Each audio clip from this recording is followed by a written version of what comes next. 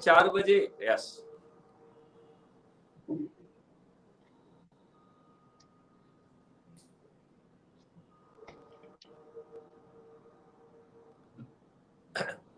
yes, we are live. Himanshu, you can ask question. Okay sir, नमस्ते sir. मेरा नाम हिमांशु दीक्षित है। मैं नेशनल लॉ यूनिवर्सिटी भोपाल का 4th ईयर लॉ स्टूडेंट हूँ। और पहली बात तो मैं आपको धन्यवाद देना चाहता हूँ कि आपने क्राइम फ्री भारत जैसे एक अति महत्वपूर्ण विषय में मुझे अपने साथ में काम करने का अवसर दिया। एक बहुत ही महत्वपूर्ण भूमिका निभाने का अवसर दिया। इसका मैं सौभाग्यशाली हूं, मुझे ऐसे काम करने का अवसर मिल रहा है। हम अपने डिस्कशन को आगे बढ़ाने से पूर्व आपको बताना चाहेंगे कि ये जो डिस्कशन है, आप सभी दर्शकों को कि ये लाइव जो डिस्कशन हो रहा है ये क्राइम फ्री भारत जैसे एक अनोखे प्रयास के संदर्भ में हो रहा है। हमारी टीम के कुछ सदस्य आने वाले मिनटों में ज्वाइन करने वाले हैं। Vidhi Saxena will be my colleague, जो कि एनएलआईयू से ही बिलोंग करती है। और हम लोगों ने इस बार प्रयास किया है कि डिस्कशन मोनोटोनस ना लगे, इसलिए ऐसे क्वेश्चंस पूछेंगे डीजीपी सर से स्वयं, जिससे कि आप लोगों को सहूलियत महसूस हो, आप लोगों को सुनने में आनंद की वर्षा महसूस हो। सर, आपका स्वागत है। आप इस वेबिनार सेशन में हमारे साथ में जुड़ रहे हैं अपने कीमती समय के साथ में। सर, जो क्राइम फ्री भारत जैसा एक अनोखा नाम आपने चयन किया है, क्राइम फ्री भारत, प्राय देखने में ऐसा लगता है कि भारत क्राइम मुक्त हो जाएगा, कोई भी क्राइम नहीं होगा। सर, आपको ये नहीं लगता कि ये काल्पनिक ख्याल जो हमारे मन में है कि क्राइम फ्री भारत सच में हो सकता है? मुझे ऐसा या मेरे साथियों को ऐसा द्वंद है मन में कि क्राइम फ्री भारत कभी नहीं हो सकता है, एक क्राइम लेस भारत हो सकता है। आपने अपने प्रोजेक्ट का चयन क्राइम फ्री भारत के नाम से क्यों किया, क्राइम लेस भारत क्यों नहीं किया? क्या आप समझते हैं क्राइम फ्री भारत के फ्रेज से? Himanshu, a very good question. आपने बहुत ही अच्छा प्रश्न जो है किया है, उसके लिए आप निश्चित तौर पे साधुवाद के पात्र हैं। ये क्राइम फ्री भारत बहुत सोच समझ के चुना गया है। वैसे इसका पुराना नाम था investigation support system with using 21 technologies for crime free Bharat. और बेसिकली ये एक सपोर्ट सिस्टम के बतौर पे जो इसको कंसीव किया गया है कि वो चाहे एफआईआर का रजिस्ट्रेशन हो, चाहे वो विवेचक को ऑन ग्राउंड जो है विवेचना उसके साक्ष्य संकलन का केस हो, या उसको टेक्नोलॉजिकल सपोर्ट हो, या विभिन्न जगहों से साक्ष्य इकट्ठे करने में मदद करने वाली बात हो, वो सब काम जो है ये करना था। फिर इसको कोर्ट की मदद भी करना था, आगे चल के कोर्ट के समन्स वारंट को भी तामील करना था, और देन ये आगे चल के पुलिस को और कम्युनिटी को प्रोएक्ट करके अपराध को होने से रोकना भी था। और जब मुझे लगा कि अपराध तो रोक लेंगे लेकिन आगे अपराध घटित होने से नहीं रोक पाएंगे, तो उसमें फिर रिहैबिलिटेशन ऑफ क्रिमिनल की बात हुई। आपने बिल्कुल सही प्रश्न किया है कि क्या जीरो अपराध हो जाएगा? तो इसमें हमारा कहना है कि जीरो अपराध शुरू में नहीं होगा, लेकिन बाद में जीरो जैसा अपराध हो जाएगा। अभी जीरो जैसा क्या होता है जी? शुरू में अपराधों को अपन को दो कैटेगरी में बांटना चाहिए। एक कैटेगरी है जो कि आप सोच समझ के अपराध करते हैं, जैसे आप चोरी कर रहे हैं, डकैती डाल रहे हैं, चाहे आप मनी लॉन्ड्रिंग कर रहे हैं, चाहे आप साइबर क्राइम कर रहे हैं। तो आप जो इस तरीके के जो क्राइम है, चाहे वो व्हाइट कॉलर क्राइम हो, इसमें बड़ी योजना होती है और कुछ लाभ कमाने की दृष्टि से वो किए जाते हैं। और चूंकि क्राइम जो है का रजिस्ट्रेशन एक समस्या है, फिर अच्छी विवेचना समस्या है, फिर सुपरविजन एक समस्या है, और फिर कोर्ट में जो है ना उसका साक्ष्यों को पेश करना एक समस्या, और उसका कन्विक्शन कराना एक समस्या है। तो कुल मिला के अपराध करना इकोनॉमी का एक बहुत ही सरल और अच्छा सा जो है सेक्टर हो गया है। जी, इसको हम कहते हैं कि it is least risk sector of economy. मतलब इसमें सबसे कम रिस्क है। पहले आपकी एफआईआर ही नहीं लिखी जाएगी, पहले तो संभावना ये है कि आप खुद ही रिपोर्ट करने ना जाएं, फिर जो है आप गए तो आपकी रिपोर्ट लिख ली जाएगी, इस बात की कोई गारंटी नहीं है, ठीक है ना। फिर जी आपको विटनेस नहीं मिलेंगे, एविडेंस नहीं मिलेंगे, तो आपका जो है आप उसको पकड़ पाएंगे इस बात की संभावना बहुत कम है। फिर कोर्ट में सजा जी दिला पाएंगे इस बात की और भी कम संभावना है। तो कुल मिला के अपराध करना और अपराध से बहुत ज्यादा लाभ कमाते हुए भी इतनी कम रिस्क में तो किसी के पास इतनी कम रिस्क नहीं है। देखिए जी किसान जो है इतने लंबे समय मेहनत करता है और जी वो जो है पानी गिर जाता है, ओले गिर जाते हैं, कुछ भी हो जाता है और उसकी फसल खराब हो जाती है। बताइए कितने लंबे समय तक मेहनत करता है और थोड़ी सी उसमें ही उसकी पूरी मेहनत में जो है ना पूरा वो हो जाता है, नष्ट हो जाता है। जी किराए में कितना अच्छा है, आपको जो है एक रात में ही आपने कुछ चमत्कार किया और आपको ढेर सारा पैसा मिल गया। यही जी कारण है कि कंजर पारदी ये सब जो लोग हैं इनको अपन ने जमीन वगैरह भी दी है, इसके बावजूद भी ये अपना अपराध छोड़ने के लिए कदापि तैयार नहीं है और वो पूरी इंडिया में जाके अपराध करते हैं, चाहे वो कंजर हो, पारदी हो, सासी हो। और नाउ ये ट्रेंड केवल इन्हीं के लिए नहीं, अन्य लोग भी जो है ट्रेंड को जो है ना वो कर रहे हैं। जैसे रेलवे अपराध में मैंने एज ए डीजी रेलवे देखा कि जी पूरे पूरे गांव जो है वो रेलवे अपराध को घटित करने में उन्होंने स्पेशलाइजेशन कर लिया है और पूरे पूरे गांव जो है ना वो रेलवे क्राइम कर रहे हैं। जैसे आपने अभी देखा होगा एक ओटीपी क्राइम है, तो वो जी नक्सल एरिया के कुछ एरिया में now it has become a cottage industry. बच्चे बैठे हुए हैं, उनके हाथ में एक लैपटॉप है, पैसे से उन्होंने कहीं से जो ना आपका डाटा खरीद लिया है। वैसे जो है जी ना तो पहले तो कुछ लोगों को, कर्मचारियों को घूस देके पैसे लेते थे, मतलब डाटा लेते थे। अब एक डार्क जी नेट की सुविधा भी है, वहां से सीधा डाटा भी मिल जाता है। तो वो ब्लैक मार्केट से जो है ना डार्क नेट से वो डाटा मिल जाता है और उस डाटा को लेके वो क्रम से जो है ना लगाते रहते हैं और कोई आपके अपराध का संज्ञान नहीं ले रहा है। तो it is a very least जो ना रिस्क फैक्टर ऑफ इकोनॉमी। जी तो अभी आपके मूल प्रश्न पे आ जाए, तो जो इस तरीके के अपराध होंगे वो जी अपराध जो है चूंकि उसमें रिपोर्टिंग की बहुत ज्यादा सुविधा रहेगी, आपको थाने जाने की जरूरत नहीं होगी और बिना थाने जाए लीगली एक्सेप्टेड डिजिटल एफआईआर हो पाएगी। अभी आपके सीसीटीएनएस में 3,500 करोड़ रुपए खर्च होने के बावजूद भी सीसीटीएनएस कोई एफआईआर दर्ज नहीं कर रहा है। आप जी एफआईआर वहां टाइप करते हैं, उसका प्रिंट आउट बाहर निकालते हैं, फिर उसमें कंप्लेनेंट सिग्नेचर करता है, फिर उसमें थाना प्रभारी सिग्नेचर करता है, तब वो जो है एफआईआर में कन्वर्ट होता है। और एफआईआर की स्थिति ये रहती है कि जो सेक्शन लगाए जाते हैं और जो मजनून में लिखा जाता है, कई बार वो जो है, आप लोग लाके स्टूडेंट हैं, you will understand it better, कि जी कई बार उसमें जो है सब ठीक से तालमेल नहीं रहता है। एक अपराध के लिए बहुत सारे इंग्रेडिएंट्स होते हैं, एट्रीब्यूट्स होते हैं, जब तक वो जी पूरे एट्रीब्यूट्स कवर ना हो जाए तब तक आप वो सेक्शन नहीं लगा सकते हैं।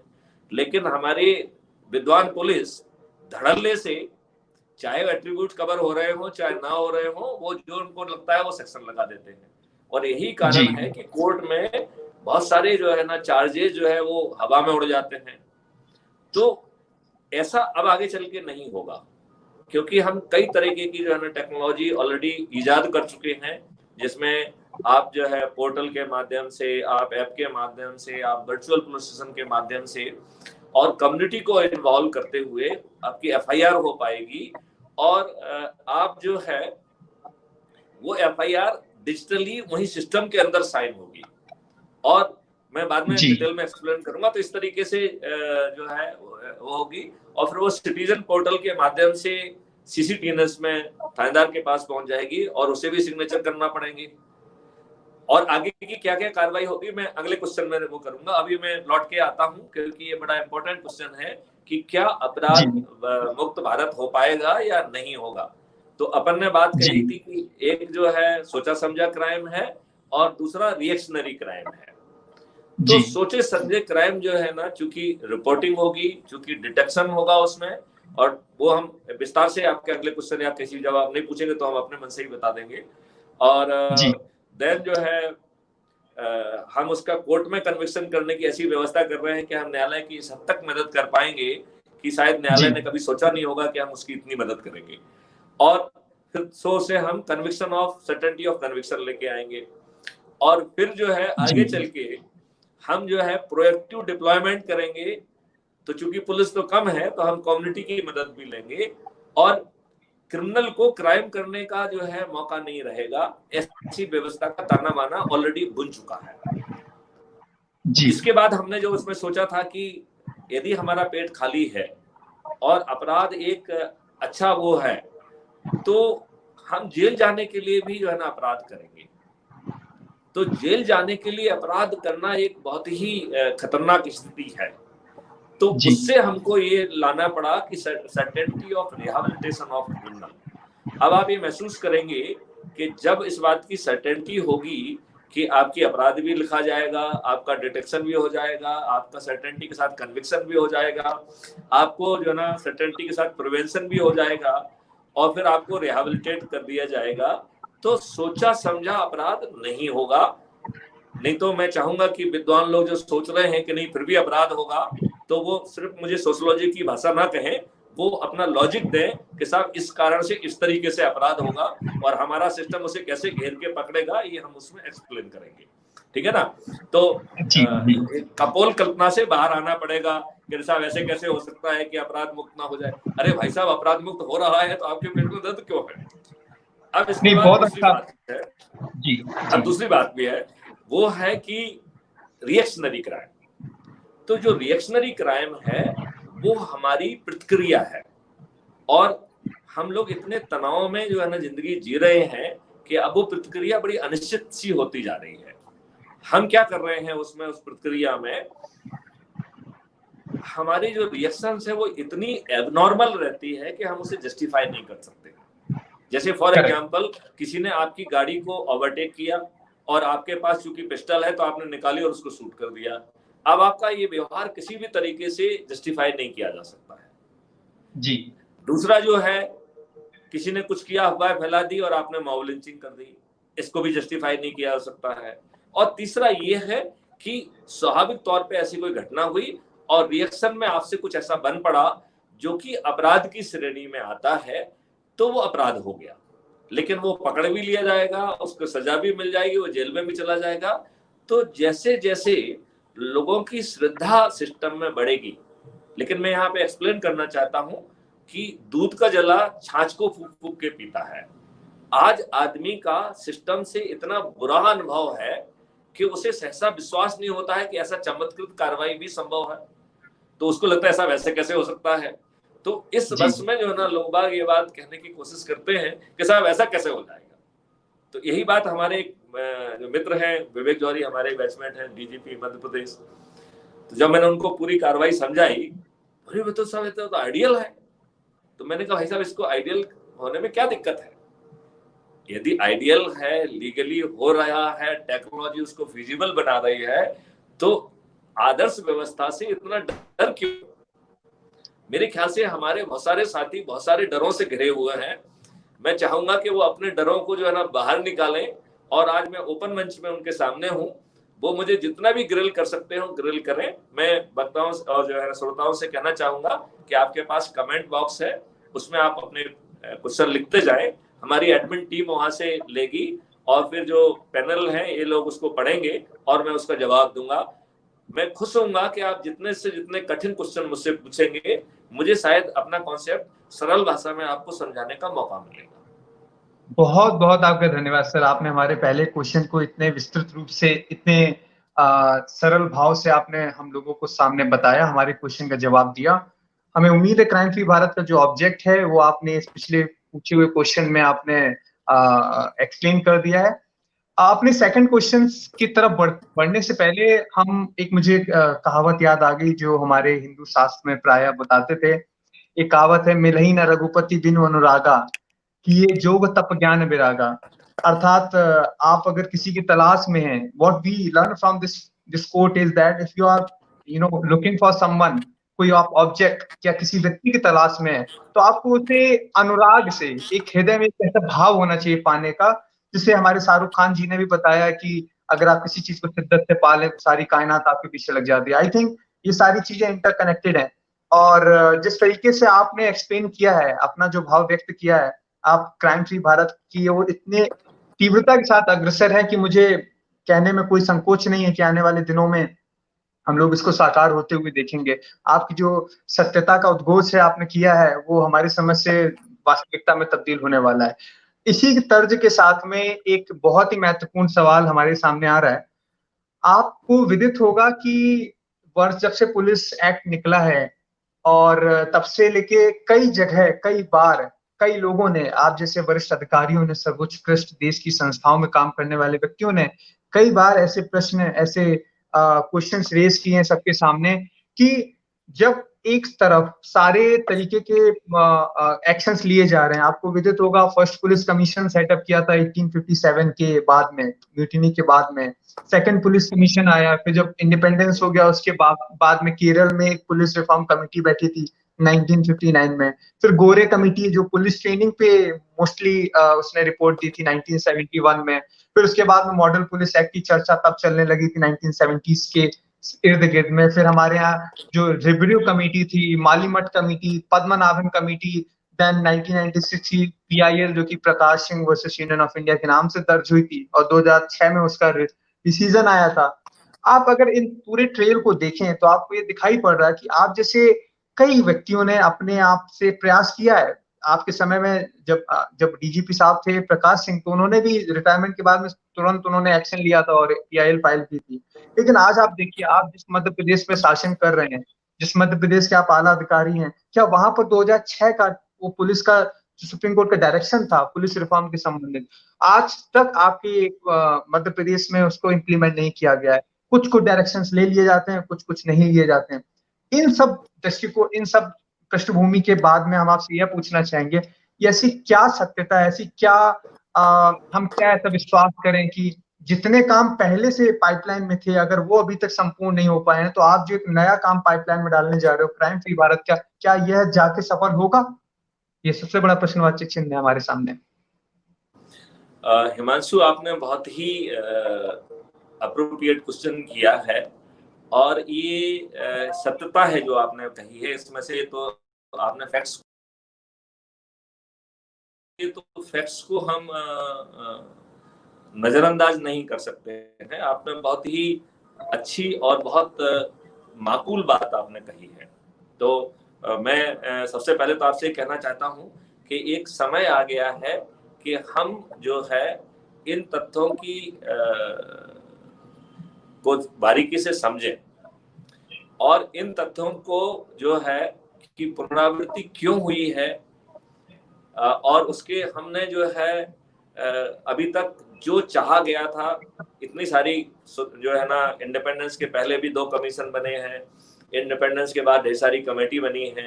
1978 का जैसा आपने बताया है कि नेशनल पुलिस कमीशन भी बना था और उसने भी ढेर सारी वॉल्यूमिनस रिपोर्ट दी थी। इसके बाद जैसे आप कह रहे हैं कि ढेर सारी कमेटीज आई हैं और सबसे बड़ा जो माइलस्टोन जजमेंट है वो 2006 का है, जिसमें मुद्दे की बातें कही गई हैं कि स्टेट सिक्योरिटी कमीशन होना चाहिए। वो कहीं आसपास दिखाई नहीं दे रहा है। देन जो है सेकंड बात उसमें जो बड़ी इंपॉर्टेंट कही है कि एस्टेब्लिशमेंट बोर्ड होना चाहिए जो इंटरनल ऑफिसर जो है उस पर विचार करके मेरिट के आधार पर उनकी पोस्टिंग करे। फिर तीसरी बात कही कि जो इम्पोर्टेंट कटिंग एज लेवल पर जो ऑफिसर्स पोस्टेड है, थाना प्रभारी एंड उसके अबव, वो व्यक्तियों को 2 साल का सिक्योरिटी ऑफ टेन्योर मिलना चाहिए। ठीक है ना। फिर कंप्लेंट के बारे में कहा, लाइन ऑर्डर के बारे में कहा, ऐसे 7 पॉइंट उन्होंने कहे। अब सवाल ये उठता है कि अभी आप जो है ना, ये सरकार आती है तो वो लंबी चौड़ी रोज जो है ना दूसरी निकलती है तो दूसरी निकलती है और देखा जाए तो सेम चेहरे ही जो है सत्ता के जो है ना गलियारों में और सत्ता में वहीं पे जो है ना दिखाई देते हैं और जो 2 साल का टेन्योर है वो हवा में उड़ते दिखता है। करेक्ट। अब सवाल ये उठता है कि बिल्ली के गले में घंटी कौन बांधे? क्या हम ये अपेक्षा कर सकते हैं कि ऑफिसर कोर्ट में जाए और प्लीड करे कि साहब जो है ना सुप्रीम कोर्ट की डायरेक्शन का वायलेशन हो रहा है, लिहाजा कॉन्टेम्प्ट बनता है? लेकिन एक शासकीय सेवा में रहते हुए एक अधिकारी से ये बन पाना बड़ा मुश्किल काम है। उसे हम जो है अपनी शासकीय सीमा में क्यों नहीं बने रहने देना चाहते हैं? जो सुप्रीम कोर्ट ने इतना बड़ा जजमेंट दिया है, वो सत्ता में बैठे लोगों का फर्ज बनता है कि उसको बारीकी से उसकी सही आत्मा को इम्प्लीमेंट करें। और चाहे वो इस तरफ बैठे हों, चाहे वो ब्यूरोक्रेसी में मंत्रालय में बैठे हों, या मंत्री जी हों, या मुख्यमंत्री जी हों, सभी को वो बात का ध्यान में रखना चाहिए, उसको पालन करना चाहिए। अब एक अधिकारी खुद कोर्ट में जाए और वो उसके लिए दलील दे के साहब हमको 2 साल के पहले हटाया गया है, ये बिल्कुल ही अनुचित है। अब इसके 2 समस्याएं समाधान हो सकते हैं। एक समाधान तो ये हो सकता है कि बहुत सारे विद्वान आप लोग जो है वो समितियां बनाएं स्टेट वाइज, और जैसे ही वायलेशन दिखाई देता है, क्योंकि न्यूज में तो हर चीज छप रही है, तो उसको उसके ऊपर वो जो है ना PIL जो है ना दाखिल करें, कॉन्ट्रैक्ट पिटीशन दाखिल करें। और दूसरा तरीका होता है कि सुप्रीम कोर्ट खुद ही सुओ मोटो कॉग्निजेंस ले ले। लेकिन चाहे प्रक्रिया कुछ भी हो, नेट रिजल्ट ये है कि किसी भी कमेटी की, किसी भी उसकी आत्माओं का पालन नहीं हो रहा है। अब आत्माओं का पालन क्यों नहीं हो रहा है? क्योंकि वो हमारी निहित स्वार्थ को जो है ना पूरा नहीं कर रहा है, और जो भी सत्ता में बैठा है वो ये भूल रहा है कि यदि हम एक अच्छी व्यवस्था बनाएंगे तो हम स्थायी रूप से शासन में बने रहेंगे। लेकिन वो शायद उतनी दूर की सोच उसकी नहीं रहती है।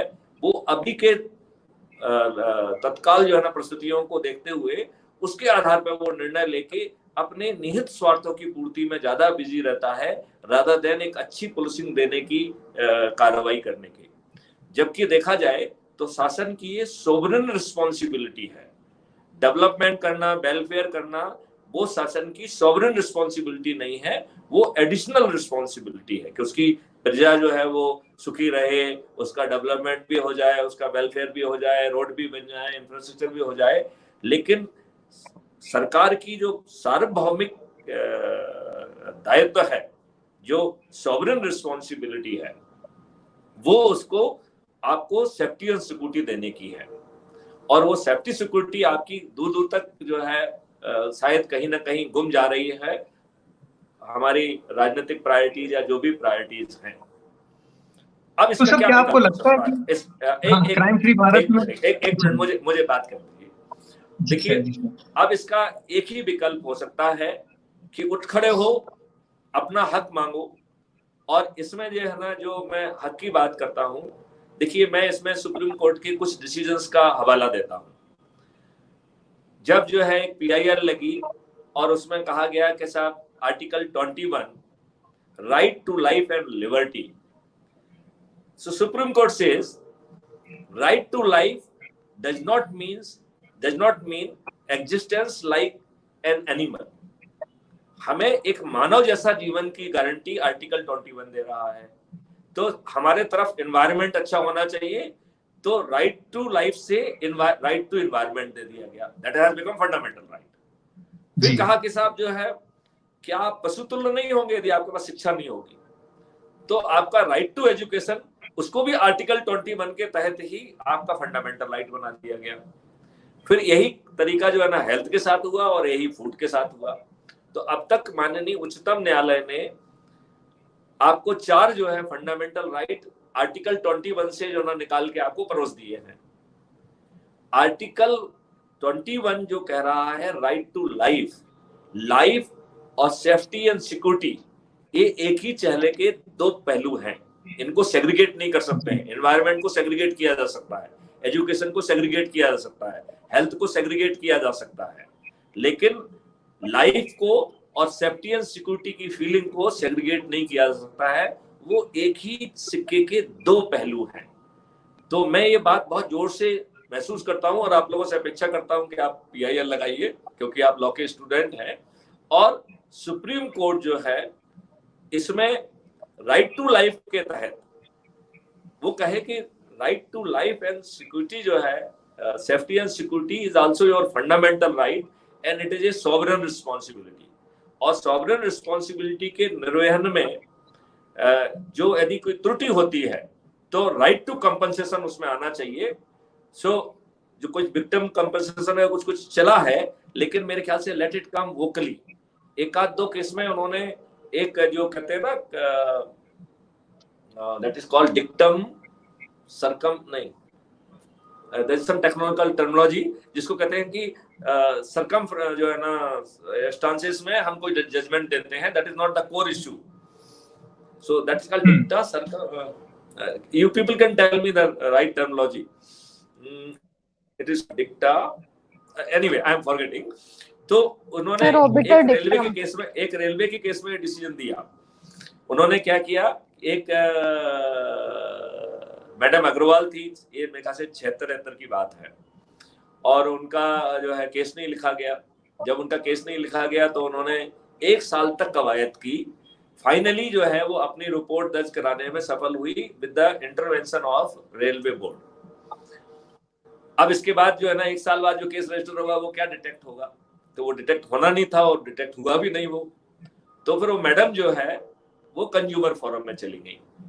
कंज्यूमर फोरम में उनकी बात को उन्होंने बड़ा माना और उनको जो है 2 लाख रुपए का कंपनसेशन दिया. 1,50,000 शायद उसकी कुछ मसरूका थी, 50,000 का उन्होंने फिजिकल कंपनसेशन भी दिया, 2 लाख रुपए का जो है ना कंपनसेशन उनको दिया. अब रेलवे बोर्ड जो है ना इसको लेके पहुंच गया सुप्रीम कोर्ट के पास.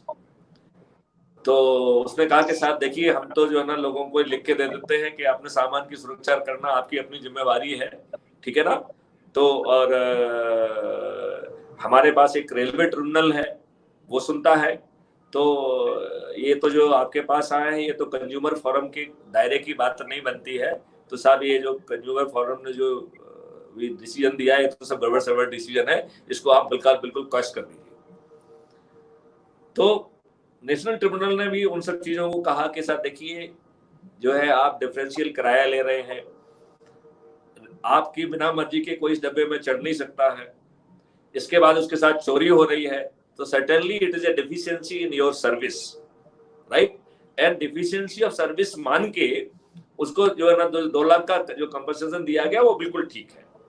और फिर उसने जो है ना एक डिक्टा सरकम जो भी उसको उसके तहत एक डिसीजन दिया कि इट इज, अभी तो मैं रेलवे की बात कह रहा हूं, इवन जो है सामान केस में भी यदि एक व्यक्ति के साथ अपराध होता है तो उसे कंपनसेशन मिलना चाहिए, क्योंकि ना तो वो हथियार खुद रख सकता है, जब वो कुछ अपनी सुरक्षा करने की उसके पास कोई तरीका ही नहीं है, और ये शासन की सॉवरेन रिस्पॉन्सिबिलिटी है. तो इवन आपके साथ कोई चोरी चकारी भी हो तो शासन को आपको कंपनसेशन देना चाहिए. This is supreme court decision, but core decision नहीं है. देखा जाए तो उन्होंने फिलॉसफी तो दे दी उसमें, तो that is a very important decision. तो मुझे ये लगता है कि इसको एज ए फंडामेंटल राइट मिलना चाहिए, और यदि शासन अपनी सार्वभौमिक रिस्पॉन्सिबिलिटी के निर्वहन में कहीं फेल होता है तो नागरिक को हक होना चाहिए कि उसे कंपनसेशन मिले. मेरे ख्याल से जब तक ये यात्रा नहीं होगी तो पब्लिक एट रिसीविंग एंड होगी. और मुझे लगता है कि दूसरा तरीका यही है कि पब्लिक जो है ना उठ खड़ी हो और सत्ता में बैठे लोगों को ये एहसास दिलाए कि नहीं भाई, ये मेरी प्राथमिकता है, ये मेरा जीवन है, ये मेरी सिक्योरिटी है, please pay attention to it. हमने आपको इसलिए चुना था क्योंकि आप हमें एक अच्छी सेफ एंड सिक्योरिटी वाली सरकार देंगे, तो आप प्लीज दीजिए. Yes sir. एक सर क्वेश्चन आ रहा है इसी बीच में. Admin team, we will take question in last, so you just mark them. Let first question of the panelists should be exhausted, then we will take a question from public. Yes sir, I think admin team हमारी मदद करेगी, सहयोग करेगी. हम लोग आगे बढ़ने से पहले मुझे दिख रहा है कि हमारे यहाँ पे हमारे इस पैनल में हमारे प्रोफेसर सर भी सम्मिलित हो चुके हैं. प्रोफेसर प्रियंक जैन सर, आपका बहुत बहुत स्वागत है सर. IIIT भोपाल से हमें लोगों का अध्यापन कराते हैं. हमारी कॉलीग विधि सक्सेना जो कि NLIU की 3rd ईयर लॉ स्टूडेंट है, वो भी जुड़ चुकी है. आप दोनों का बहुत बहुत हार्दिक स्वागत है.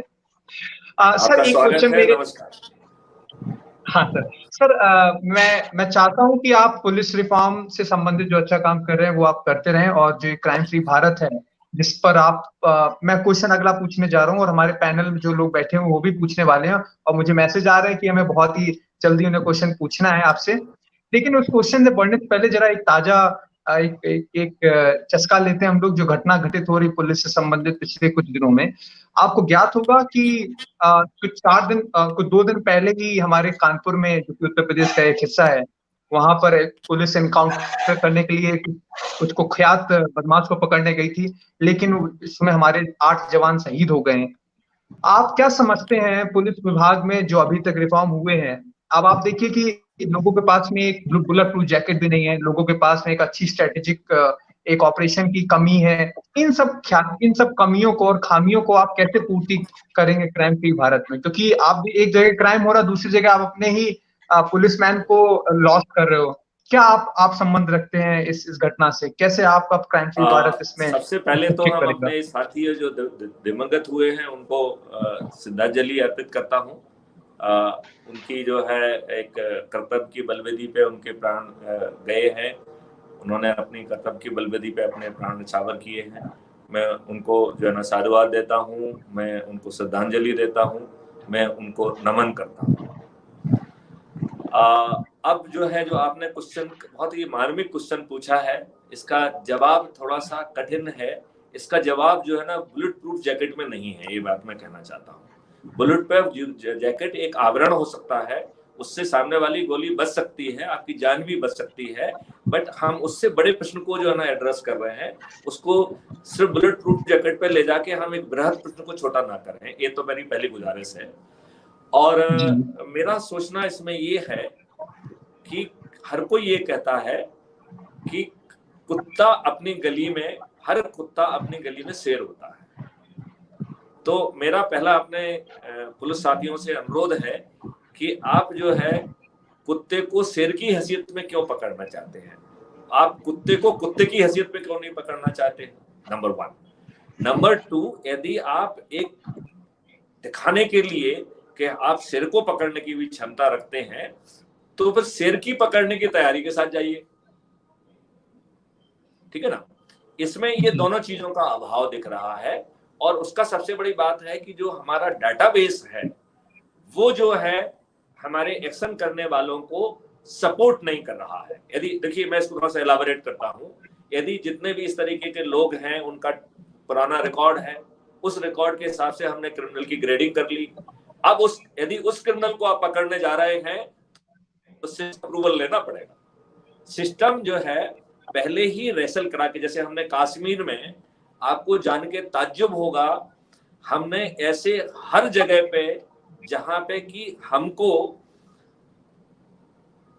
इनकाउंटर या हमको जो है ऐसी स्थिति निर्मित होगी कि हम जाएंगे और इनकाउंटर के हालात बनेंगे, ऐसी सभी जगह को आइडेंटिफाई करके वहां पे रेसल की जा चुकी थी कि वो एनकाउंटर कैसे होगा, हमें उस फोर्स की कहां से वो फोर्स आएगा, और उस फोर्स के साथ वो अभ्यास किया गया था।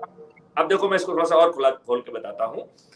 जब हम आईजी कश्मीर के बतौर पोस्ट हुए, I was IG operations Kashmir in CRPF, heading whole Kashmir, तो हर कोई मुझसे कहता था कि हमारी अधिकांश बटालियन सुरक्षा में लगी हुई थी, ऑपरेशन के लिए आदमी नहीं थे। सो मैंने जाके वो प्रश्न उनका खत्म कर दिया। उनका प्रश्न रहता था, हमारा आदमी नहीं, ऑपरेशन हम क्या करेंगे? So we brought a concept of primary responsibility, secondary responsibility and tertiary responsibility. हमने उन्हीं कमांडेंट से कहा कि आप सूची बनाइए और आप जाके जो है ना उसका ग्राउंड का सर्वे करिए और एक एक्शन प्लान बनाइए, ऑपरेशन प्लान, और उसमें बताइए आदमी कितने चाहिए। ये किससे कहा हमने? उसको जिसको कि ऑपरेशन करना है। और उस ऑपरेशन तो उसने जो है बनाया कि साहब हमको इसके लिए 200 आदमी चाहिए, और उसकी बटालियन से तो वो 20 आदमी निकाल पा रहा है। तो बगल से सेकेंडरी रिस्पॉन्सिबिलिटी किसकी हो सकती है? जो एडजॉइनिंग बटालियन है उनकी रिस्पॉन्सिबिलिटी मानी गई, और जो डिस्टेंट बटालियन है, हम आई वाज कमांडिंग 32 बटालियंस, तो जो दूर की बटालियन है उसको हमने टर्सरी रिस्पॉन्सिबिलिटी कहा। तो यदि आपका टारगेट इतना बड़ा है कि प्राइमरी और सेकेंडरी रिस्पॉन्सिबिलिटी से आपका पेट नहीं भर रहा है, you need more force, more preparation, then you draw the force from the remotely battalions. तो अब आपके पास 32,000 जो है ना फोर्स हो गई। तो फोर्स की हमारे समय में कोई कमी नहीं आई, और हमने उसको का वेट नहीं किया, हमने उन सब लाइकली जगहों पे चिन्हित करके उन ऑपरेशन का अभ्यास किया। फिर विभिन्न हालातों के लिए स्पेक्ट्रम ऑफ टेक्नोलॉजी हमने खुद डिजाइन की, कहीं से खरीदी नहीं, जिसमें कि हमने डिजिटल एक्यूरेसी से फायर किया। जब हमने अपने बहुत दूर के जो है ना हथियारों को, मारने वाले हथियारों को हमने कहा कि हम साहब इसको एंटी टेररिस्ट उसमें यूज करेंगे ऑपरेशन में, तो मैं एक तरफ, मेरे दोनों डीआईजी एक तरफ और 32 जो है ना कमांडेंट एक तरफ, ठीक है ना। और उनका कहना है कि साहब इसकी तो मारक क्षमता इतनी ज्यादा है, थोड़ा सा भी गड़बड़ हो गया तो सिविलियन पॉपुलेशन है, बड़ा हंगामा हो जाएगा। Then I have given the written order कि आप लोग जो है इसकी दूर की क्षमता की बात कर रहे हैं, इसकी रेंज जो है ना 150 मीटर भी है, 50 मीटर भी है, और जब वो हम उसको शॉर्टर रेंज के लिए यूज करेंगे तो it will not become the trajectory weapon, it will become weapon. तो जैसे हम राइफल से फायर करते हैं, ऐसे ही एजीएल और सीजीआरएल से भी हम फायर कर सकते हैं। फिर हमने इन वेपन्स के पीछे कैमरा लगा के डिजिटल एक्यूरेसी से, जो चूंकि दूरी के हिसाब से हमें करेक्शन करना पड़ता था, तो वो हमने करेक्शन फाइंड आउट किया, उस करेक्शन को हमने स्टैंडर्डाइज किया और हमने एजीएल एंड सीजीआरएल का जो है ना उसमें यूज किया। कहने का मतलब क्या है, now you can draw a parallel. यदि आपका बदमाश उस तरीके का है तो आप उसको उस जगह पकड़िए जहां पे वो कुत्ता है, और यदि आप उसके दड़बे में जाके पकड़ना चाहते जहां वो शेर का स्टेटस एंजॉय कर रहा है, तो शेर की तैयारी के साथ जाइए। जो मैंने खाका बताया है, इसको अब टेक्नोलॉजी और आसानी से कर सकती है, क्योंकि वो अनुभव और हमारा ये अनुभव, इस पे हमने एक प्रोजेक्ट, एक मॉड्यूल इस पे भी हम बना रहे हैं। आने वाले समय में जो क्लिष्ट ऑपरेशन है वो जो है थाना प्रभारी अपनी मर्जी से, डिप्टी एसपी अपनी मर्जी से नहीं कर पाएगा, उसको टेक्नोलॉजी सपोर्ट करेगी कि अपराधी है कहाँ, उसके साथ कौन कौन है, and with what preparation we have to go. और वो जो फोर्स है, इफ रिक्वायर्ड, जितने भी इस तरीके के लोग हैं जो कि बहुत अपने आप से कानून के ऊपर पहुंच गए हैं, चाहे उन्होंने कोई पॉलिटिकल पार्टी ज्वाइन की हो, चाहे समाजवादी पार्टी ज्वाइन की हो, चाहे भाजपा ज्वाइन की हो, जो भी चीज ज्वाइन किया हुआ है, उनको कहीं ना कहीं पॉलिटिकल प्रोटेक्शन मिला है। तो ये सिस्टम जो है जब उनको ईयरमार्क कर देगा, तो उसको जहां से भी फोर्स लाना है, चाहे वो प्राइमरी रिस्पॉन्सिबिलिटी से लाए, चाहे सेकेंडरी रिस्पॉन्सिबिलिटी से लाए, चाहे टर्सरी रिस्पॉन्सिबिलिटी से लाए, उसको वो पूर्व अभ्यास कराएगा। और उसके रडार पे जो है ना, एक टारगेट खत्म हुआ, दूसरे टारगेट को लेगा, तो ये टारगेट ही खत्म हो जाएंगे। अभी ये टारगेट जो है ना अपने आप को कानून के ऊपर इन्होंने कर दिया है। एक कानून के ऊपर तो छोड़िए, ये जमीन के नीचे धंस जाएंगे। इसमें से 90% लोग जो है ना सब पहले ही सरेंडर कर देंगे, यदि उनको मालूम होगा कि उनके खिलाफ इतनी बड़ी जो है ना टेक्नोलॉजी और इतनी बड़ी चीज काम कर रही है। इसलिए मैंने ये कहने की कोशिश की थी कि जब बुलेट आ रही है तो सुरक्षा के लिए बुलेट प्रूफ जैकेट उपयोगी होती है, लेकिन उसको बुलेट प्रूफ जैकेट तक सीमित करना कदापि उचित नहीं होगा। आई होप कि हिमांशु जी आप मेरे दलील से और मेरे आंसर से शायद संतुष्ट होंगे। यस सर, हम आपके जितने दोनों प्रश्नों के आंसर जो आपने दिए, हम उनसे भरपूर तरीके से संतुष्ट हैं, और आपके मस्तिष्क में जो तपस्या की आवाज निकल रही है, मुझे लग रहा है जितने शब्द आप बोल रहे हैं वो सार्थक होने वाले हैं आने वाले कुछ दिनों में। सर, मुझे मेरे टीम मेंबर्स और हमारे प्रोफेसर प्रियंक जैन सर से उम्मीद है कि उनके मन में भी ऐसे कई सारे प्रश्न होंगे जिस प्रकार से मैंने आपके सामने रखे हैं। तो मैं उनको, अगर आपकी अनुमति हो तो मैं उन सबसे निवेदन करना चाहूंगा कि बारी बारी से अपने प्रश्नों को सर के सम्मुख रखें। देखिए मैं चाहता हूं कि आप लोग और जो दर्शक दीर्घा में जितने भी लोग हैं, वो कमेंट के माध्यम से, I want them to grill me, और वो जितना मुझे ग्रिल करेंगे, यदि मुझे उसमें कोई काम की चीज समझ में आ गई तो मैं उसको आज ही रात को इम्प्लीमेंट करूंगा। क्योंकि मैं कोई जो काम कर रहा हूँ वो कोई कंपनी थोड़ी कर रही है, वो तो काम मेरा ब्रेन मस्तिष्क कर रहा है, और बच्चों की फौज काम कर रही है। और हमारी फौज इतनी बड़ी हो गई है कि हमें उन्हें क्या प्रोजेक्ट बांटना है वो प्रोजेक्ट कम पड़ने लग गए हैं। इतनी बड़ी फौज हमारी तैयार हो गई है। तो अब जो है ना, हम किसी भी बड़ी कंपनी से ज्यादा बेहतर स्थिति में है। और बिल्कुल सही बात है, चूंकि हम कंपनियों को भी जोड़ रहे हैं, इंस्टीट्यूशंस को भी जोड़ रहे हैं, तो जो ब्रेन इसको देख रहे हैं मेरे ख्याल से बहुत सारे ब्रेन जो है अपने देश के लिए इस अभियान से जुड़ना चाहेंगे, तो दो तरीके के लोगों को जोड़ने की हमने अपील की है। एक तो आम व्यक्ति जो कुछ भी करने की स्थिति में नहीं है, वो खड़े होके कहे कि मैं समर्थन में हूं, और समर्थन के लिए बहुत छोटा सा काम करना है, चैनल पे जाना है और बटन दबा देना है, और उसको अपने से जुड़े 5 लोगों को और उसमें सम्मिलित करना है। उनकी कोई कैपेबिलिटी नहीं होने की जरूरत है, उन्हें कुछ नहीं करना है, ना कोई किसी को पैसे देना है, ना कुछ करना है, ना कुछ भी नहीं करना, उनसे एक्सपेक्टेशन 0 है।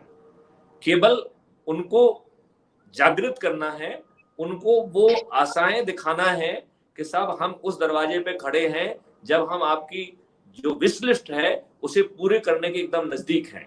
जैसे अभी हमने एक चिट्ठी अपने मित्र जो है विवेक जौहरी, जो डीजीपी हैं मध्य प्रदेश में, उनको लिखी है और उनसे व्यक्तिगत रूप से बात भी की है। मैं अपेक्षा कर रहा हूँ एक आध दिन में वो कमेटी बना के दे देंगे।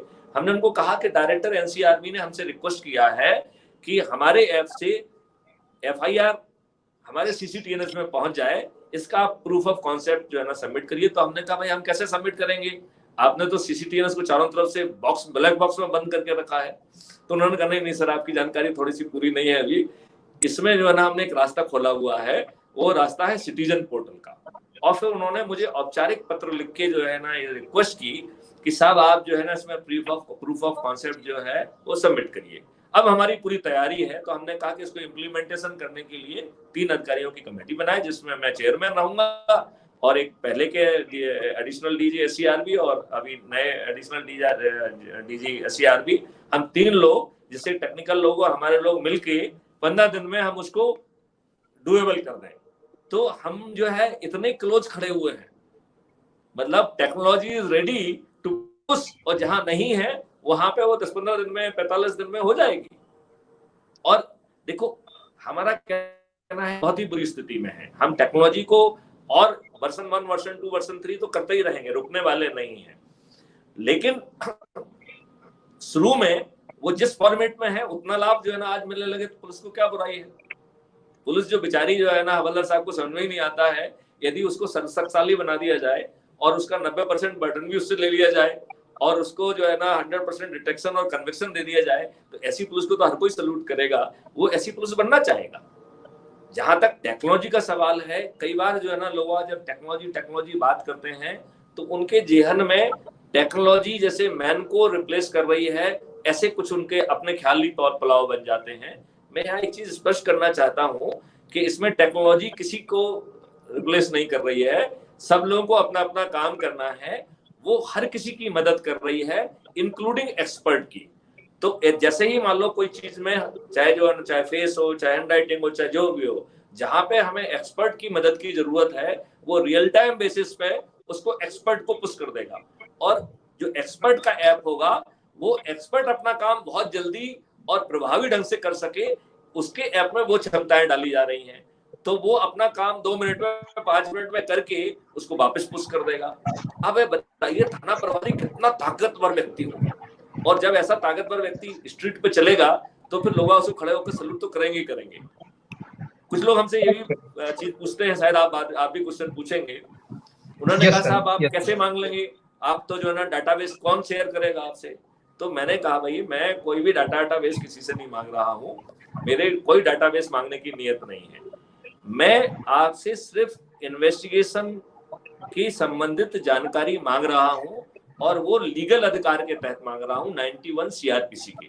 और जो चीज हम मांगेंगे उसमें जो विवेचक है, थाना प्रभारी है, उसका सील टप्पा डिजिटल सिग्नेचर भी होंगे, और उस सिग्नेचर के साथ हम जो है ना उसके पास ले जाएंगे। अब अभी क्या होता है कि जो उधर बैठा व्यक्ति है वो अधिकारी होता है, हम उससे लिहाज करते हैं, कुछ करते नहीं है, तो वो पुलिस को बहुत कमजोर मानने लगा है। पुलिस इतनी कमजोर नहीं है, पुलिस बहुत मजबूत है, कहीं कमजोर है तो कहीं बहुत मजबूत है। अभी जैसे आप 91 का यदि हमारा आदेश नहीं मानते तो हम आपको प्रोसिक्यूट कर सकते हैं। हम जो है उसके बगल में 2 धाराएं और भी है 93, 94, जो कहती है कि सर्च वारंट लेके आप जाइए, और फिर हमारा जो है ना सर्च वारंट लेके कौन जाएंगे, हमारे हनुमान जी जाएंगे। तो हमारे हनुमान जी कौन है, पुलिस वाले। तो हनुमान जी को ये बात समझ में नहीं आती है कि संजीवनी क्या है, तो वो क्या करेंगे भाई, तो मरने जीने का सवाल है, तो वो पहाड़ हिमालय ही उखाड़ के ले आएंगे। तो हमारा बंदा जाएगा, और जो ये मठाधीश कह रहे हैं कि हम आपको जानकारी नहीं देंगे, इनके कंप्यूटर सिस्टम से लेकर सबको उखाड़ के लाएगा और टेक्निकल टीम के सामने रख देगा कि भाई साहब उन्होंने तो डाटा नहीं दिया है, अब आप जो है से डाटा निकाल के मुझे दे दीजिए, और ये काम मैं बाकायदा वैधानिक शक्तियों के तहत कर रहा हूं, under the search warrant of 93 and 94। जब हम कानून की शक्ति को ग्राउंड पे दिखाने लगेंगे ना, तो जो लोग अभी बौना समझ रहे हैं वो खुद बौने हो जाएंगे। कानून अपना काम शक्ति के साथ नहीं कर रहा है, इसलिए पूरी व्यवस्था बौनी हो गई है, और हम लोगों को जो है कानून से ऊपर जाने का मौका दे रहे हैं। फिर वो पॉलिटिकल और उनसे जो ना मेलजोल हो जाता है तो वो भस्मासुर बन जाते हैं, वो कानून के ऊपर पहुंच जाते हैं। अब उनके ऊपर कौन सख्ती करे? मालूम पड़ा कि आपका बदमाश है और वो जो है ना किसी बड़े मंत्री जी के साथ जो है ना डायट पे बैठा हुआ है, आप बताओ उसको कौन पकड़ेगा? तो हम पुलिस को इतना विवश कर देते हैं। मुझे तो कई बार लगता है कि आप चपरासी की नौकरी में जो है एक करेक्टर वेरिफिकेशन मांगते हैं, आप जो है पॉलिटिकल पार्टी की मूल मेंबरशिप के लिए एक नियम क्यों नहीं बना देते हैं कि आप जो है ना मूल मेंबरशिप भी नहीं ले सकते हैं unless there is a verification? फिर आप लोग कह सकते हैं साहब उनके खिलाफ तो वैसे ही मुकदमे कायम हो जाते हैं। तो what we can do, we can make some provision के साथ जो इस तरीके के मुकदमे होंगे जो कि कानून व्यवस्था के समय और कायम किए गए हैं, उन्हें डिस्क्वालिफिकेशन नहीं मानेंगे। तो कम से कम रेप करने वाले, मर्डर करने वाले, वो तो प्राइमरी मेंबरशिप से बाहर होंगे। किसी को तो इस बात पे चर्चा करना ही होगी। यदि अल्टीमेटली ये हमारा देश है और इससे अच्छी चीज हमको नहीं मिल सकती है। हमारे प्रधानमंत्री इतने जज्बे वाले हैं, इतनी सोच रखने वाले हैं, इतने कड़े निर्णय लेने वाले हैं, मैं उनको जोर से सल्यूट करता हूं। मैं आपको बताऊं, जो आर्टिकल 370 आया है वो बड़ी चीज नहीं है, वो जो हटाया गया है। उससे बड़ी चीज जो है वो इसको यूनियन टेरिटरी बनाया है। यदि ये यूनियन टेरिटरी नहीं बनाते तो 370 हटने के बावजूद भी बात में कोई फर्क नहीं आता, क्योंकि पॉलिटिकल लोग सभी जो है ना टेररिस्ट को और उनको बैक एंड सपोर्ट देते रहते।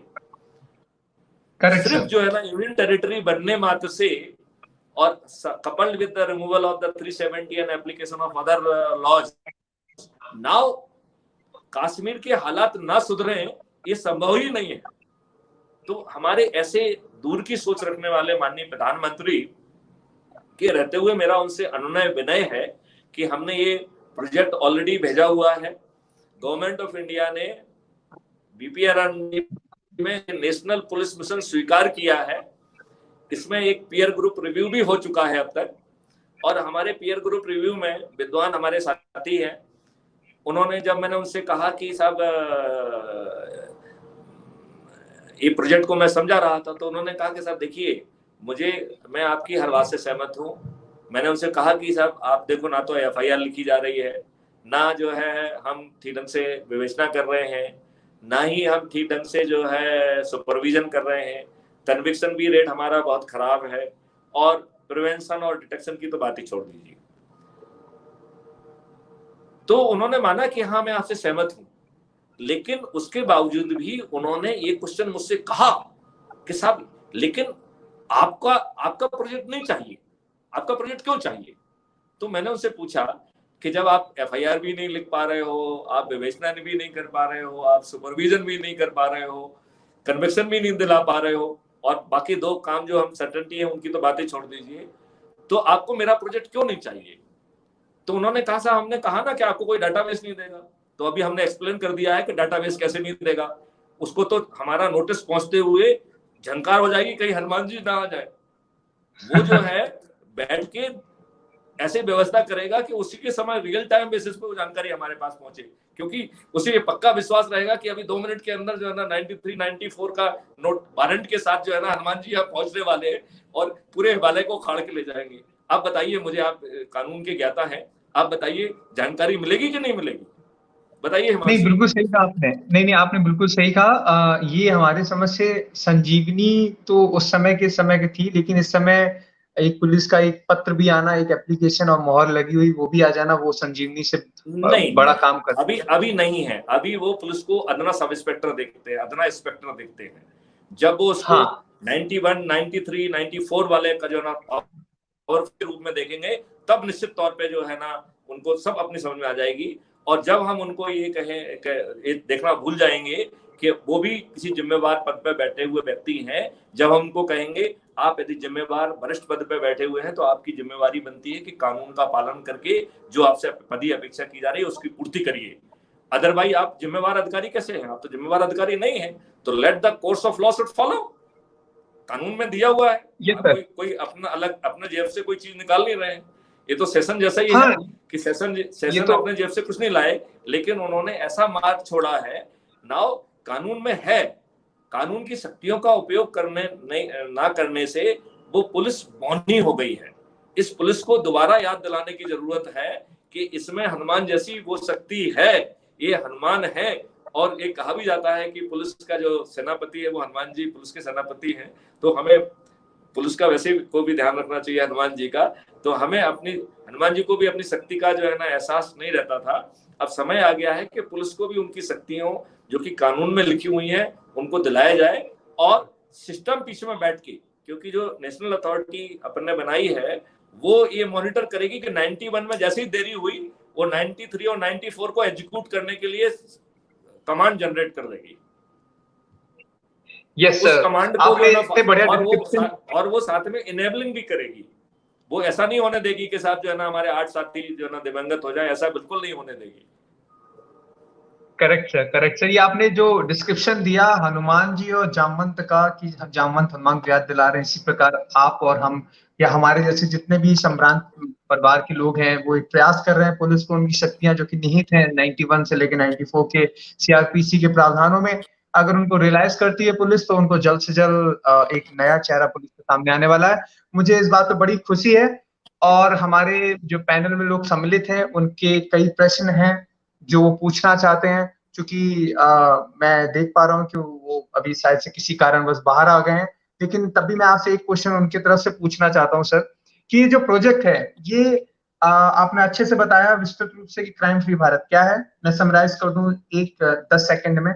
आपने बताया कि क्राइम फ्री भारत क्या है, इसके आने के उद्देश्य क्या है, क्यों इनको लाया जा रहा है। आपने कंटेम्पररी टाइम पीरियड में जो घटनाएं घटित हो रही हैं उनसे संबंध स्थापित करते हुए आपने एक विस्तृत जानकारी दी कि किस तरीके से क्राइम फ्री भारत अगर आता है तो पुलिस को उनकी शक्तियों का आभास हो जाएगा। यहाँ तक की चर्चा पिछले 52 मिनट में हम लोग कर चुके हैं। हमारी पैनल में सम्मिलित विधि सक्सेना के मन में कई सारे प्रश्न उठ रहे हैं, और विधि सक्सेना हमारे समझ से वो प्रश्न पूछेगी जो कि एक बहुत ही महत्वपूर्ण भूमिका अदा करते हैं इस प्रोजेक्ट के जो निटी-ग्रिटीज है उनके विषय में, कि आखिरकार ये प्रोजेक्ट के अंदर क्या है, क्या चीज है जो आप एश्योर करना चाहते हो। विधि, ओवर टू यू। आप प्लीज पूछें सर से क्या आपके मन में प्रश्न है, क्या जिज्ञासा है। Vidhi. Good evening sir. Sir, am I audible to you? नमस्कार sir, am I audible? Vidhi, you are not audible. आपकी आवाज नहीं आ रही है।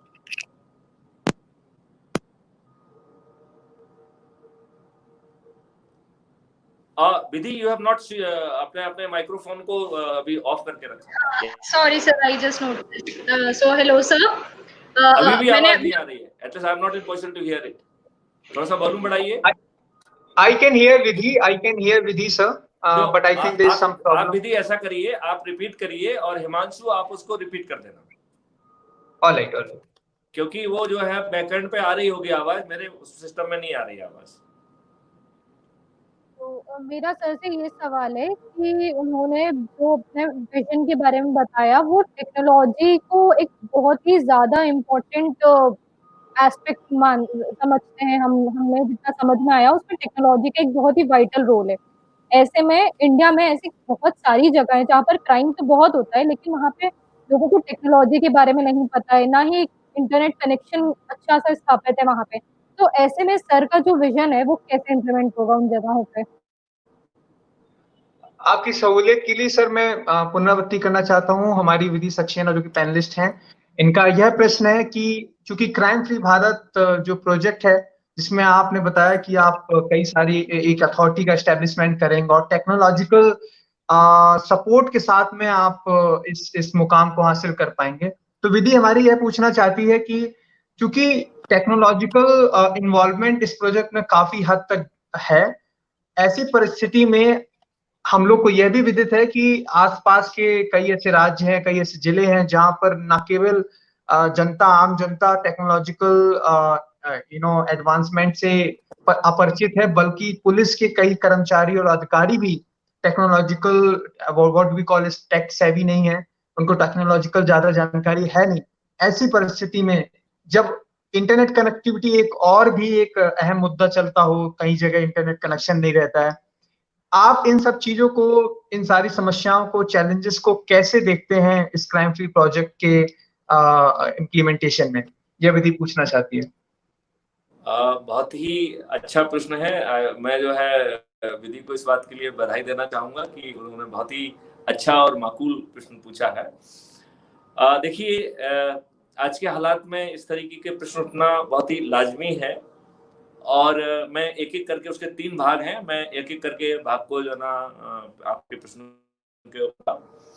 पहले आपने कहा कि टेक्नोलॉजी है तो उसको पुलिस वाले समझेंगे कि नहीं समझेंगे, और उनको जनता समझेगी कि नहीं समझेगी।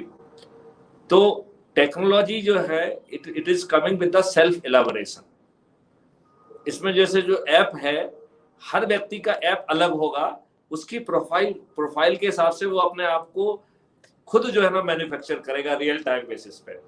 तो उसमें जितनी भी चीजें जुड़ी हुई है वो बैक एंड सर्विस है, और वो जो है ना जब फ्रंट एंड पे आएंगी तो वो अपना री इनकारनेशन करेंगी। जैसे फॉर एग्जांपल, पुलिस वाला जो है यदि मर्डर के केस की विवेचना कर रहा है, तो जैसे ही उसने पढ़ा कि मर्डर की केस की विवेचना कर रहे हैं, तो उसका जो ऐप है स्मार्ट इन्वेस्टिगेशन ऐप, वो अपने आप को रिकॉन्फ़िगर करके उसको बटन देके नहीं खोजना पड़ेगा, वो ऐप ही अपने आप को रिडिजाइन कर लेगा for the investigation of murder. यदि एज्यूम करिए कि पुलिस अधिकारी को रेप की विवेचना करना है, तो ऐप विल रिकॉन्फिगर इस प्रोसेस फॉर द रेप। तो उसमें बहुत ज्यादा उसको टेक्नोलॉजी नहीं है, बल्कि वो उसको फैसिलिटेट करेगा, और वो केवल फैसिलिटेट ही नहीं करेगा, वो क्वालिटी चेक भी करेगा। इसका मतलब है कि यदि आप कोई चीज ठीक ढंग से नहीं करेंगे तो वो आपको इंडिकेट करेगा कि नहीं, ये प्रोसेस ठीक ढंग से नहीं हुई, प्लीज रिपीट इट। और ये कार्रवाई वो तब तक करता रहेगा जब तक कि आप उसके सेटिस्फेक्शन, जो बैकएंड जो सेटिस्फेक्शन जब तक नहीं हो पाएगा, तब तक आपको वो फोर्स करेगा कि आपका जो आपने अभी तक जो कार्रवाई की है वो एक्सेप्टेबल नहीं है। और बैक एंड पे वो आपके परफॉर्मेंस को भी इवेल्युएट करेगा, और आगे चल के यही परफॉर्मेंस आपकी एसीआर बनेगा, और आपकी पोस्टिंग से लेके हर चीज जो है वो आगे चल के इसी आंकड़े पे होने वाली है। तो आपकी जो चीज आपके इतने बड़े आंकड़े को डिसाइड करेगी, तो आप जो है ना, अभी तो ट्रेनिंग में बेमन से जाते हो, अभी ट्रेनिंग में वही अधिकारी जाते हैं जो स्पेयरेबल होते हैं, और वो स्पेयर आके जो है ना, जो सीख के आते हैं, उन्हें अपने ज्ञान का यूज करने का कभी कोई मौका नहीं मिलता है। तो ये उसको सिखाएगा भी। फिर जो है ना, यदि सामने वाले को लग रहा है कि नहीं मुझे में कुछ कमी है, तो वो खुद इंडिकेट करेगा कि साहब मुझे ट्रेनिंग दीजिए, और फिर उसको फोकस ट्रेनिंग दी जाएगी। तो number 1, app will give the इस ओन डेमो, इस ओन जो है ना help app on the context. तो वो जिस बटन को दबाना है, यदि उसको दिक्कत आ रही है, तो वो उसको पूरी उसी समय जो है ना रियल टाइम ट्रेनिंग दे देगा, ठीक है ना। और यदि उसको पास हैंडीकैप है, तो वो हैंडीकैप वाला जो व्यक्ति है वो ही can mark himself for the regular training, and उसके लिए जो हमारे ट्रेनिंग इंस्टीट्यूशंस हैं उनके लिए स्पेसिफिक कोर्सेज रखे जाएंगे, और चूंकि वो खुद मांग के जाएगा तो वो आत्मा के साथ ठीक ढंग से काम करेगा और उसको वो यूजफुल होंगे। ऐसा ही कम्युनिटी का है कि कम्युनिटी के जो ऐप है उसको 4 भागों में बांटा गया है। एक पार्ट जो है ना सिक्योरिटी को देख रहा है, दूसरा पार्ट उसकी जनरल आवश्यकताओं को देख रहा है, मतलब ये ऐप उसकी सभी आवश्यकताओं की पूर्ति करेगा, उसको और किसी ऐप की जरूरत नहीं होगी। तीसरा जो है वो उसकी निश बिजनेस नीड को भी पूरा करेगा, और चौथा पार्ट जो है वो उसकी इंफॉर्मेशन नीड को भी पूरा करेगा। इतने पावरफुल सिस्टम को जो है ना बनाया गया है, बनाया जा रहा है और इंटीग्रेट किया जा रहा है। मैं ये अपेक्षा करता हूं कि तो दिस इज वन पार्ट की टेक्नोलॉजी और ट्रेनिंग वाली जो बात कही है वो काफी हद तक मैंने एड्रेस करने की कोशिश की है। तो ट्रेनिंग की नीड जो है वो कम कर दी जाएगी। अच्छा, दूसरा ये है कि अभी क्या होता है, हमारा पुलिस ऑफिसर रॉ डाटा से स्ट्रगल करता है। हमें वो प्रश्न हमेशा याद रहता है कि जब एक ट्रक को हमारा एक अधिकारी चेक कर रहा था और वो हेड कांस्टेबल रैंक का था, और जब उसको ट्रक के चेक करने वाले ने कहा कि साहब आप जो पेपर पकड़े हुए हैं ये उल्टा है, इसे सीधा कर लीजिए। मतलब जो व्यक्ति चेक करने जा रहा है उसे इस बात का भी आभास नहीं है कि उसने पेपर उल्टा पकड़ा है, वो सिर्फ दिखा रहा था कि साहब मैं पेपर पढ़ रहा हूं। तो हम जो है अपने पुलिस अधिकारी को अनावश्यक टेक्नोलॉजी से कन्फ्रंट नहीं कराना चाहते हैं, हम उसे ट्रेनिंग भी बिल्कुल उतनी ही देना चाहते हैं जितनी आवश्यक हो। हम जो है बैकएंड जो है उसको एनालाइज करके उसको इन्वेस्टिगेशन लीड देगा, जो कि उसे क्या करना है एक लेमन भाषा में लिखा जाएगा, और साथ में जो है उसमें एक मॉड्यूल अटैच रहेगा जिसको कंप्लायंस मॉड्यूल कहते हैं। और बहुत सारी जगह पे जहां पे वो पुलिस को बाईपास कर सकता है तो वो सीधे विटनेस के पास भी पहुंच जाएगा पैरेलल में, और उससे वो जो इन्फॉर्मेशन लेना है वो इन्फॉर्मेशन ले लेगा। आगे चल के हम इसको जो आइडेंटिफिकेशन परेड और उस तरीके की चीजें हैं वो वाले फंडे भी इसमें हम डालेंगे, तो जो ये कार्रवाई होगी चाहे हम सीधे विटनेस से क्यों ना करें, उसकी कोर्ट में ज्यादा वैल्यू होगी, ज्यादा ग्राह्यता होगी, उसे डिफेंस लॉयर आसानी से क्वेश्चन नहीं कर पाएंगे। यहाँ पे जो है जो आपने बात कही है इसमें एक और हमारा हिडन मकसद है, वो हिडन मकसद को भी मैं आपको एक्सप्लेन करता हूँ। हमारा हिडन मकसद है to give a higher privacy to citizen, चाहे वो क्रिमिनली क्यों ना हो। तो जो भी हम इंफॉर्मेशन रिक्विजिशन कर रहे हैं वो जाके डाटाबेस में बैठेगी, और डाटाबेस जो है ना national authority for scientific and technical assistance in investigation and detection of crime, जो कि वर्बेटम 65C में जो लिखा है वही नाम दिया गया है, उसके अधीन रहेगा। और बैकएंड इंटेलिजेंस जो है उसको उसकी भाषा में समझने वाली लीड देगी, जो कोई भी उसको पुलिस को क्या किसी भी लेमन और कम्युनिटी वॉलंटियर को भी समझ में आएगी, और वो जो है वो काम आसानी से कर पाएंगे बिना किसी ज्यादा टेक्निकल ज्ञान के। और साथ में ही एक कंप्लायंस मॉड्यूल भी उसमें लगा रहेगा जो उसके जो है परफॉर्मेंस को इवेल्युएट करेगा, और वो परफॉर्मेंस उसी ऐप में जो उसका स्मार्ट इन्वेस्टिगेशन ऐप है उसके ऊपर दिखाई देगा। सो रियल टाइम बेसिस में ही विल कम टू नो कि उसका परफॉर्मेंस क्या चल रहा है। और जैसे आपने कोई अच्छा काम किया और आपका परफॉर्मेंस बढ़ा तो आप गेम खेलते तो आता ना, hey you have done good job, तो system will give that kind of the message also, hey you have done good job. और जहां कहीं यदि उससे कुछ इंफीरियर काम हुआ है तो वो कहेगा, hey there is a reduction in your mark ranking, you may be busy at this point, you please whenever you will get time you press star, I will give you in detail that why your performance has come down and what you should do to improve your performance। तो ये जो system है वो बहुत ही घनिष्ठ मित्र होगा police का। अभी तो जो है ना उसको अधिकारियों से डर लगता है, वो अपनी गलती छिपाता है। ये जैसे जो है क्रिश्चियंस चर्च में जाते हैं और अपने मन की पूरी बात कह देते हैं, ऐसे ही जो है ये मित्रवत जो है ना ऐप जो रहेगा उससे पुलिस अधिकारी इतना खुला रहेगा कि उससे वो चीजें भी शेयर कर देगा जो उसे शेयर करने की जरूरत नहीं है। क्यों? क्योंकि उसे में उसको सिस्टम में उसका हितैषी दिखाई देगा, जो उसको साक्ष्यों के संकलन में मदद कर रहा है, जो उसके विटनेस के स्टेटमेंट रिकॉर्ड करने में मदद कर रहा है, जो रियल टाइम बेसिस पे हिस्टोरिकल डाटाबेस से इन्वेस्टिगेशन लीड निकाल के उसको दे रहा है, जो कम्युनिटी से जो चीज आना है उस तक पहुंचा के कम्युनिटी से वेरीफाई करा के भी उसको दे रहा है। देन जो है जो इतने सारे सीसीटीवी और जो आईओटी डिवाइसेस हैं जो कि आगे चल के PPP मॉडल के तहत उनकी संख्या बहुत ज्यादा बढ़ जाएगी, क्योंकि जो रेवेन्यू जनरेशन होगा उसका 50% part will go to them.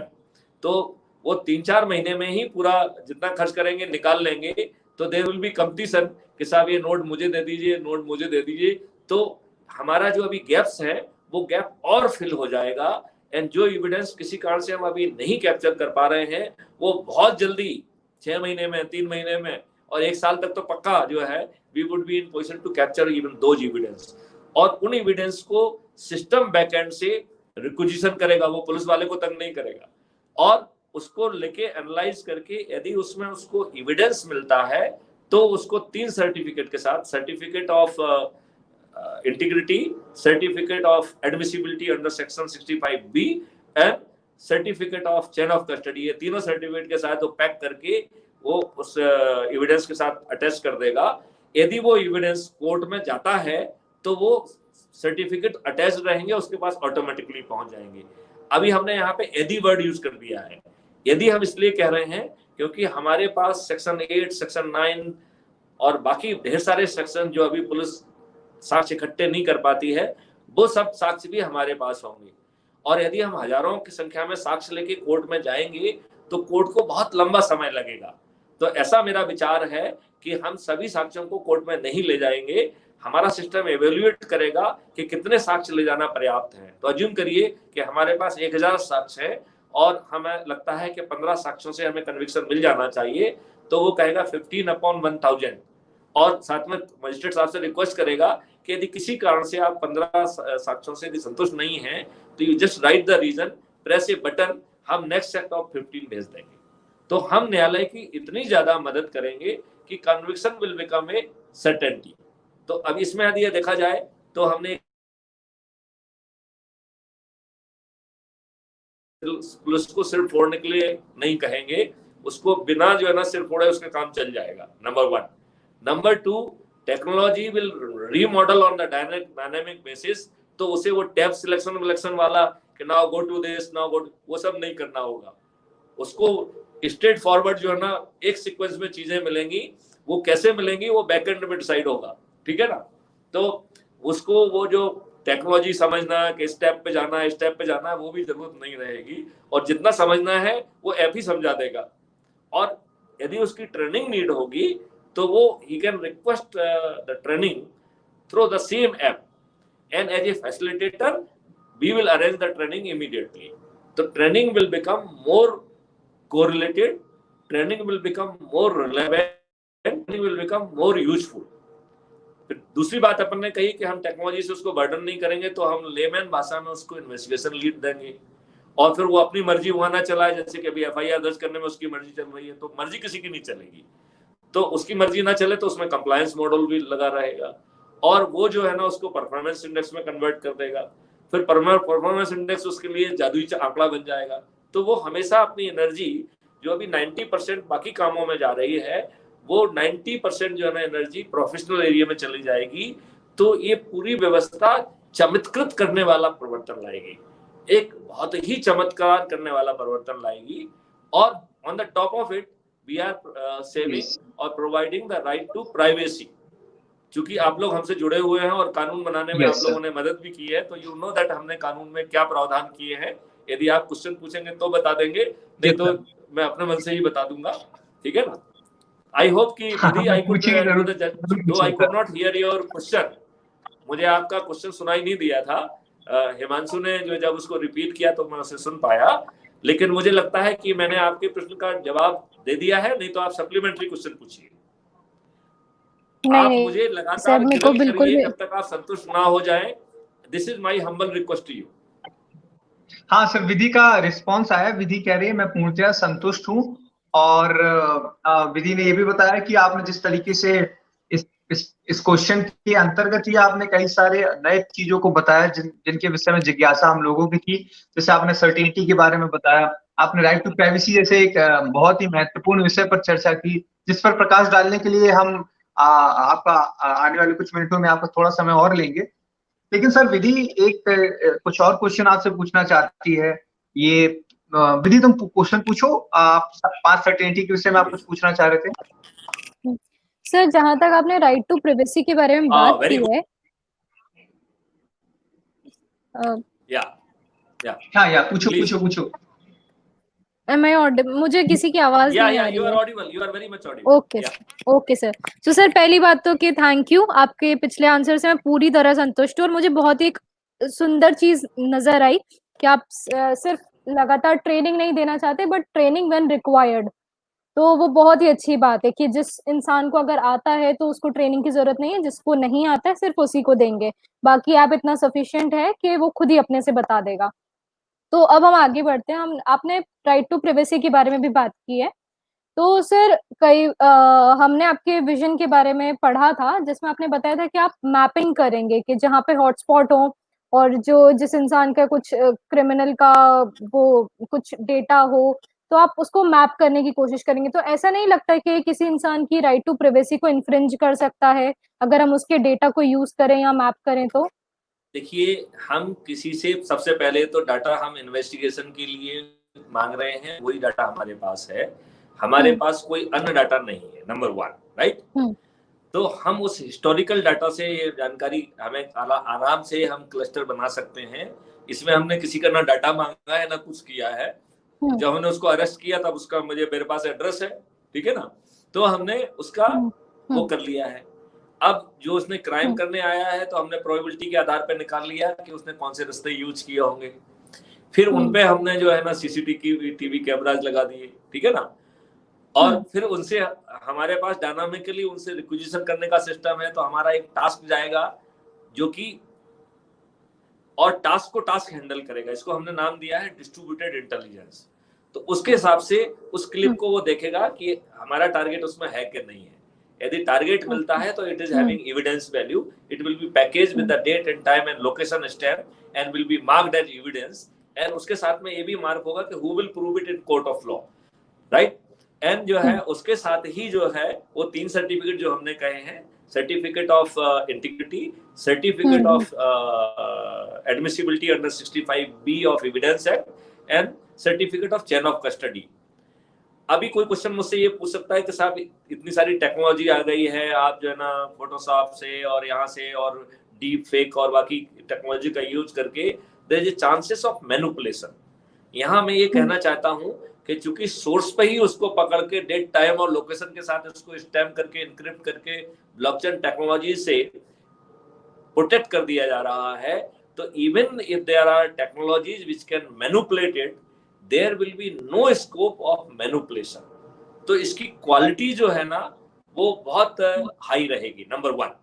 Number 2, ये जो डाटा इवन जो नॉर्मल कोर्स में भी कैप्चर हो रहा है, this data will be under authority of the National Authority for Scientific and Technical Assistance।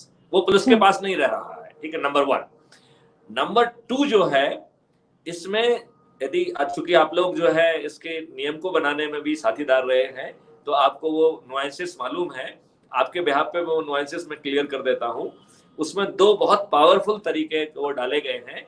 एक तो जो है उसमें ये चीज डाली गई है कि यदि इनसाइडर भी, जो वैसे तो उसमें गेटेड बनाए नहीं गए, बिना गेट का सिस्टम बनाया गया है, लेकिन कितने भी बिना गेट का सिस्टम क्यों ना हो, मेंटेनेंस या किसी अन्य कारण से या कई बार वर्जन अपग्रेडेशन के लिए व्यक्ति को सिस्टम में जाना पड़ेगा। तो नॉर्मल कोर्स में they may come to know some data. यदि वो उस डाटा को जो उसको लॉफुली उसको एक्सेस करने का धोखे से मौका मिल गया है, यदि वो उसको अब अल्टीरियर पर्पस के लिए यूज कर लेगा तो that will be a cognizable offence with the minimum punishment of 7 years विद वेरी डिफिकल्ट बेल प्रोविजंस। कोई भी समझदार व्यक्ति सर्टेनिटी से जेल के अंदर जाने के लिए तैयार नहीं रहेगा। और चूंकि आपने नहीं सुना है, हम एक शायद वो इंटरव्यू अभी लोड भी नहीं हुआ है जो हमारी ब्रीफिंग है, हमारे बच्चों ने साइबर सिक्योरिटी का क्या पुख्ता जो है ना इंतजाम किया है, इसका ऑलरेडी हम रिव्यू कर चुके हैं। उसका वीडियो मेरे देखने में नहीं आया है, शायद अपलोड नहीं हुआ है। मैं कोशिश करूंगा कि वो जितने जल्दी अपलोड हो सकता है वो अपलोड हो। उसको देख के आप अपने दांतों के नीचे उंगलियां दबा लेंगे कि वो साक्ष्य जो है 2 मिनट में जनरेट होगा। तो जिसने अल्टीरियर यूज किया वो भी आइडेंटिफाई हो जाएगा, साथ में जो है ना डिजिटल साक्ष्य भी पहुंच जाएगा और वो जेल भी पहुंच जाएगा। तो अंदर वाला भी गड़बड़ करने की स्थिति में नहीं रहेगा। फिर किसी ने मुझसे पूछा कि साहब इतने बड़े हैकर हैं, वायरस है, ये है, वो है, तो साहब अपन को इथिकल हैकर का यूज करना चाहिए। मैंने कहा मुझे कोई इथिकल हैकर नहीं चाहिए। जो भी हमारे डाटाबेस को एक्सेस करने की कोशिश करेगा, that itself will be a crime, right. And such person will go, जैसे इनसाइडर के लिए कहा था वैसे उसके लिए ही will go in jail for 7 years with very difficult bail provisions. तो जब जैसे ही हम पकड़ेंगे तो साक्षी भी हमारे पास होगा, उसको जेल जाने की व्यवस्था होगी और बेल भी नहीं होगा, सजा भी जल्दी होगी और फिर वो बाहर नहीं निकल पाएगा। जितने भी जो है ना हैकर वैकर हैं, ये सब विद्वान लोग हैं, ये अपना अच्छा भला बुरा समझते हैं, वो कोई जेल नहीं जाना चाहेगा, नंबर 1। फिर हमने उससे दूसरी बात कही कि भाई देखो, ये एथिकल हैकर और हैकर ये फालतू की बातें मुझे पसंद नहीं है, लेकिन आप अच्छे व्यक्ति हैं, आपको तकनीक का ज्ञान है, तो आप अदरवाइज कहिए कि साहब मुझे देखो इतना ज्ञान है, मैं आपसे जुड़ना चाहता हूँ और आपका जो है ना सिस्टम को और रिफाइन करने में आपकी मदद करना चाहता हूँ। So everybody is welcome for that. लेकिन आप बैकडोर से जो है ना अपनी मूंछों पे ताव देके कहो कि मैं एथिकल हैकर हूँ, तुमको हैक कर लूंगा, फलाना कर लूंगा, this would not be doable in the light of the work already has been done, and that is the work of only 45 days। तो जिन बच्चों ने 45 डेज में इतना बड़ा चमत्कार कर दिया है, वो आने वाले समय में क्या करेंगे भगवान मालिक है।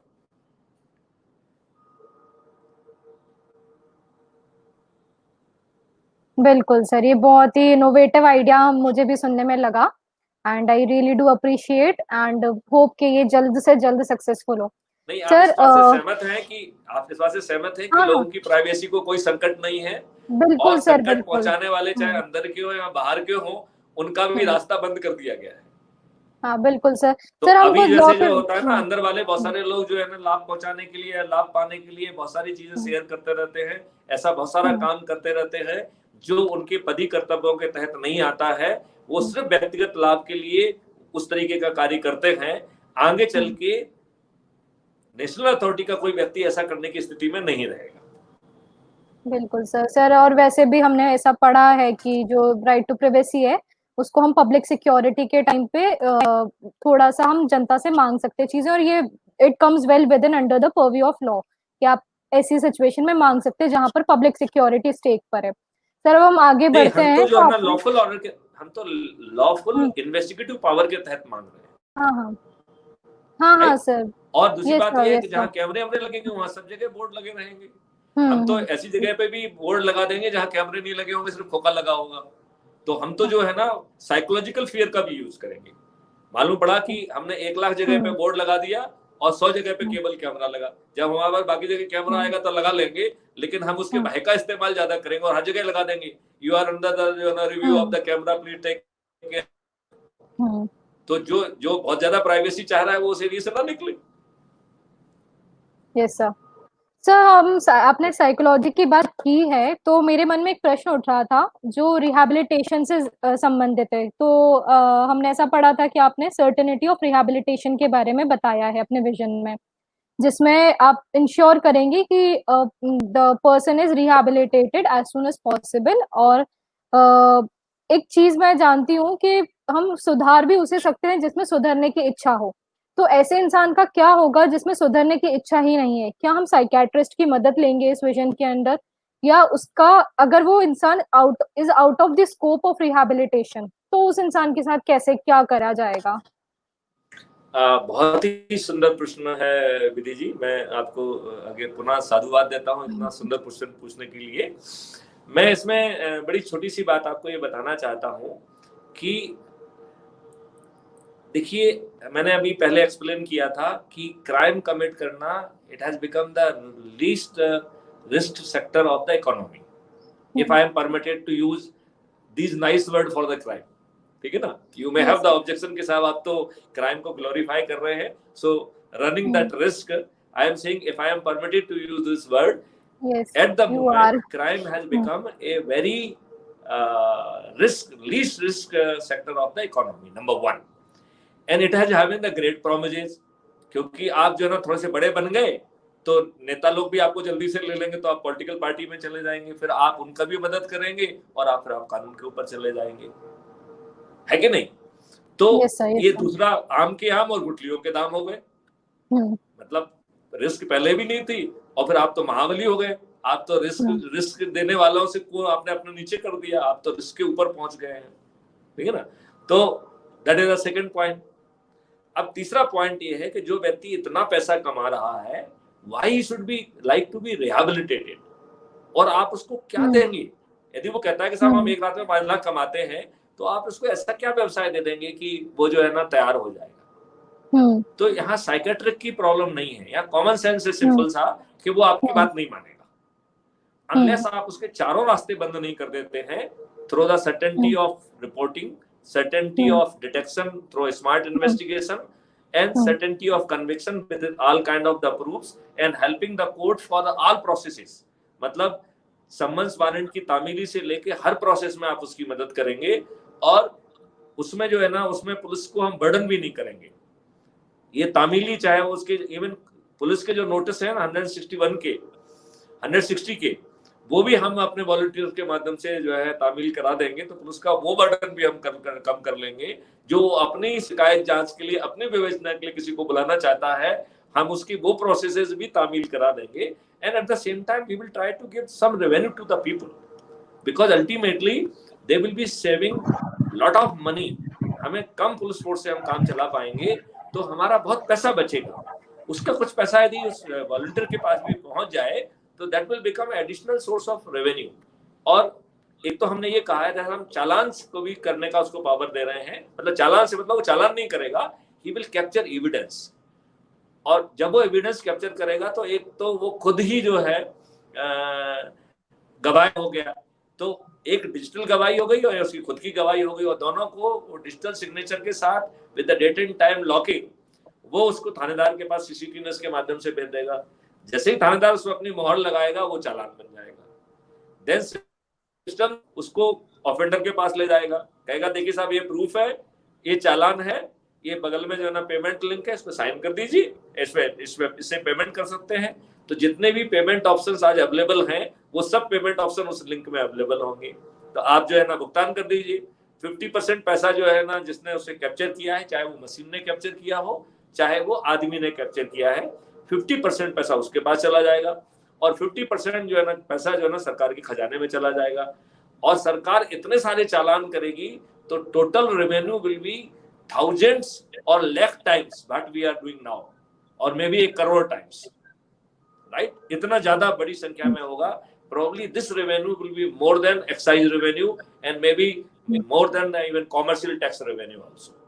We don't know, but I feel it will be happening. And then जो है फिर हम इसको और रिफाइन करेंगे। जब इतना पैसा आ रहा है तो हम लाइनिंग भी खरीद देंगे, तो वो वायलेशन जो अभी नहीं कैप्चर हो पाते हैं वो वायलेशन भी कैप्चर हो पाएंगे। तो हम एक कंप्लायंट सोसाइटी का निर्माण कर पाएंगे। खैर एनीवे, अभी जो है ना क्वेश्चन कंप्लायंस सोसाइटी का नहीं था, अभी क्वेश्चन ये था कि क्या क्रिमिनल रिहेबिलिटेट होगा कि नहीं होगा। तो क्रिमिनल तब रिहेबिलिटेट होगा, it is not question of psychiatric, उसको कोई बीमारी नहीं है, वो एक समझदार व्यक्ति है। और क्राइम करने वाला व्यक्ति एक हुनर वाला व्यक्ति होता है, मूर्ख व्यक्ति कभी अपराध नहीं कर सकता है।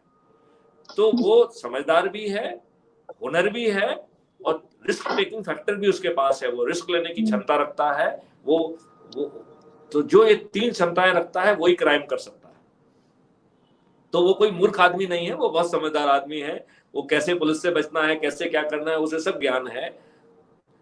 जब उसे ये लगेगा कि मेरे सब रास्ते बंद हो गए हैं, क्राइम करना एक ऑप्शन नहीं है, तभी भी वो रिहेबिलिटेट होना चाहेगा। एक क्वेश्चन में एक कहानी मैं अपनी खुद की सुनाता हूँ बचपन की, कि जब मैं 6वीं 7वीं में कभी रहा हूँगा, मुझे ठीक से याद भी नहीं है, और एक साधु जो है ना हट्टा कट्टा सा जो है ना भीख मांगते हुए मेरे घर के पास पहुंचा। तो मैंने उससे पूछा कि भाई तुम तो हट्टे कट्टे आदमी हो, क्यों भीख मांग रहे हो?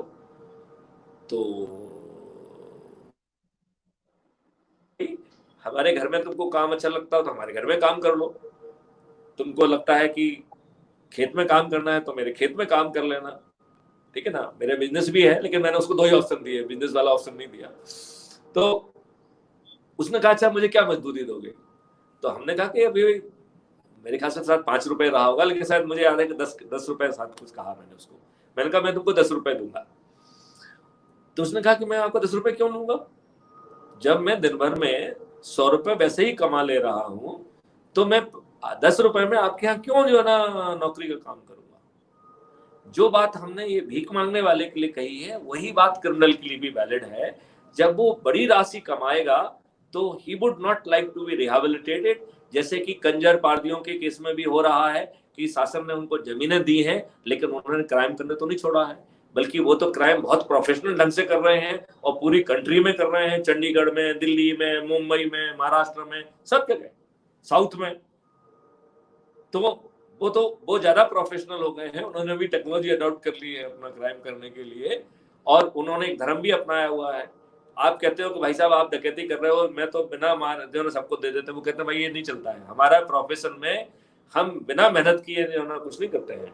तो हम तो आपकी कुटाई भी लगाएंगे, टांग भी तोड़ेंगे, लगेगा तो आपकी जान भी ले लेंगे, क्योंकि मैं मुफ्त में जो है ना हम पैसा नहीं लेते हैं, हम मेहनत की कमाई से खाते हैं, ये कहते हैं वो वहां पे।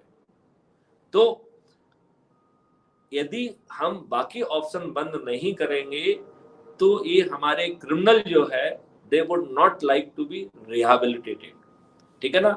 इसमें साइकोलॉजी और उसकी कोई बात नहीं है, बड़ी सिंपल सी बात है और वो किसी को भी समझ में आने वाली बात है। मेरे ख्याल से विधि जी अब दिख नहीं रही है मुझे, लेकिन शायद वो मेरे क्वेश्चन से आंसर से संतुष्ट हुई होंगी। She can be at the liberty to ask me alternate supplementary question. तो विधि जी यदि आपको लगता है कि हमने आपकी बात के साथ न्याय नहीं किया है तो you please ask the supplementary question. Sir मैं बिल्कुल सेटिस्फाइड हूँ। मेरा बस साइकेट्रिस्ट वाला पॉइंट ये था कि आई एग्री कि क्रिमिनल्स काफी चालाक होते हैं, उनमें कोई बीमारी नहीं है इस बात की। बस ये था कि अगर वो सुधरना ही नहीं चाहता तो हम उसका कैसे देखेंगे। पर आपने नहीं, बहुत जब उसके ब्यूटीफुली बाकी आंसर रास्ते बंद हो जाएंगे और वो हाँ समझदार हाँ है तो वो बिल्कुल। निश्चित तौर पर रिहेबिलिटेट होना चाहेगा। जी सर, भाई बिल्कुल उसको एक बिल्कुल। सम्मान की नौकरी मिल रही है, उसे पुलिस का डर नहीं रहेगा, तो उसके लाभ भी हैं। मतलब हमने उसको लाभ हाँ नहीं कहे हैं, लेकिन ऐसा नहीं है कि अच्छी जिंदगी जीने के एक लाभ नहीं है।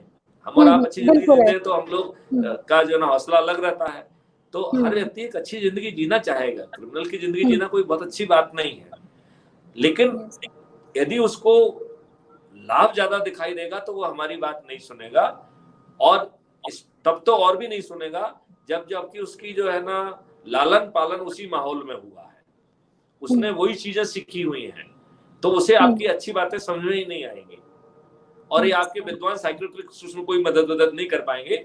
बट आई एम ओपन, हमें किसी की भी मदद यदि लगती है कि मिल सकती है तो हम उसे जरूर लेंगे। We are not opposite for, और वी आर नॉट जो है ना अगेंस्ट एनी हेल्प, ना आपसे, ना टेक्नोक्रेट से, ना जनता से, ना साइकियाट्रिस्ट से, हम तो सबकी मदद लेने के लिए तैयार हैं। जी sir, thank you so much. अब मैं हिमांशु सर से बोलूंगी कि अगर आपको कुछ पूछना है तो आप पूछें।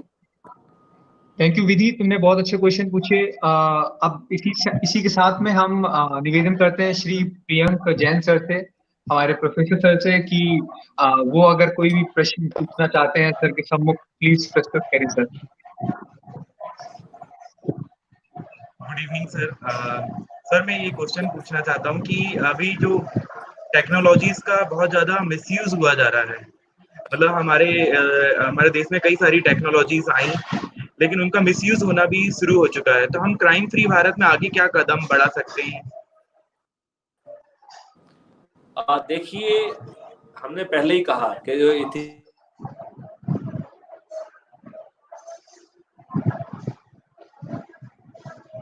Not very kind to them, right. हम उनको एक सम्मानजनक शब्द भी नहीं देना चाहते हैं। और टेक्नोलॉजी में ताकत हो सकती है मैनिपुलेट करने की, हम वो मैनिपुलेशन का आपको स्कोप नहीं देंगे, तो आपकी टेक्नोलॉजी हमारा ज्यादा कुछ बिगाड़ने की स्थिति में रहेगी नहीं, नंबर 1।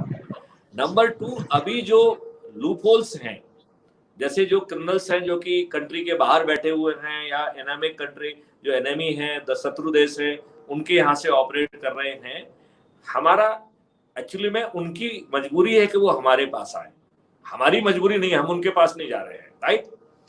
तो जो हमें हमारे जो इंटरनेशनल प्रोटोकॉल हैं, we will define those protocols, और आपकी आइडेंटिटी यदि आप हमसे हैंडशेक करना चाहते हैं तो आपकी आइडेंटिटी कैप्चर कर ली जाएगी। और यदि आप किसी ऐसे देश को बिलोंग करते हैं तो there will be very stringent जो है ना सिस्टम, जिसमें कि आपको जो है ना जब तक वो एग्रीमेंट्स नहीं होंगे, वो नहीं होंगे, तब तक हम आपको जो है ना कुछ नहीं मिलेंगे, बिकॉज आप आना चाहते हो, हम आपके पास नहीं जाना चाहते हैं। So I can control through the protocols.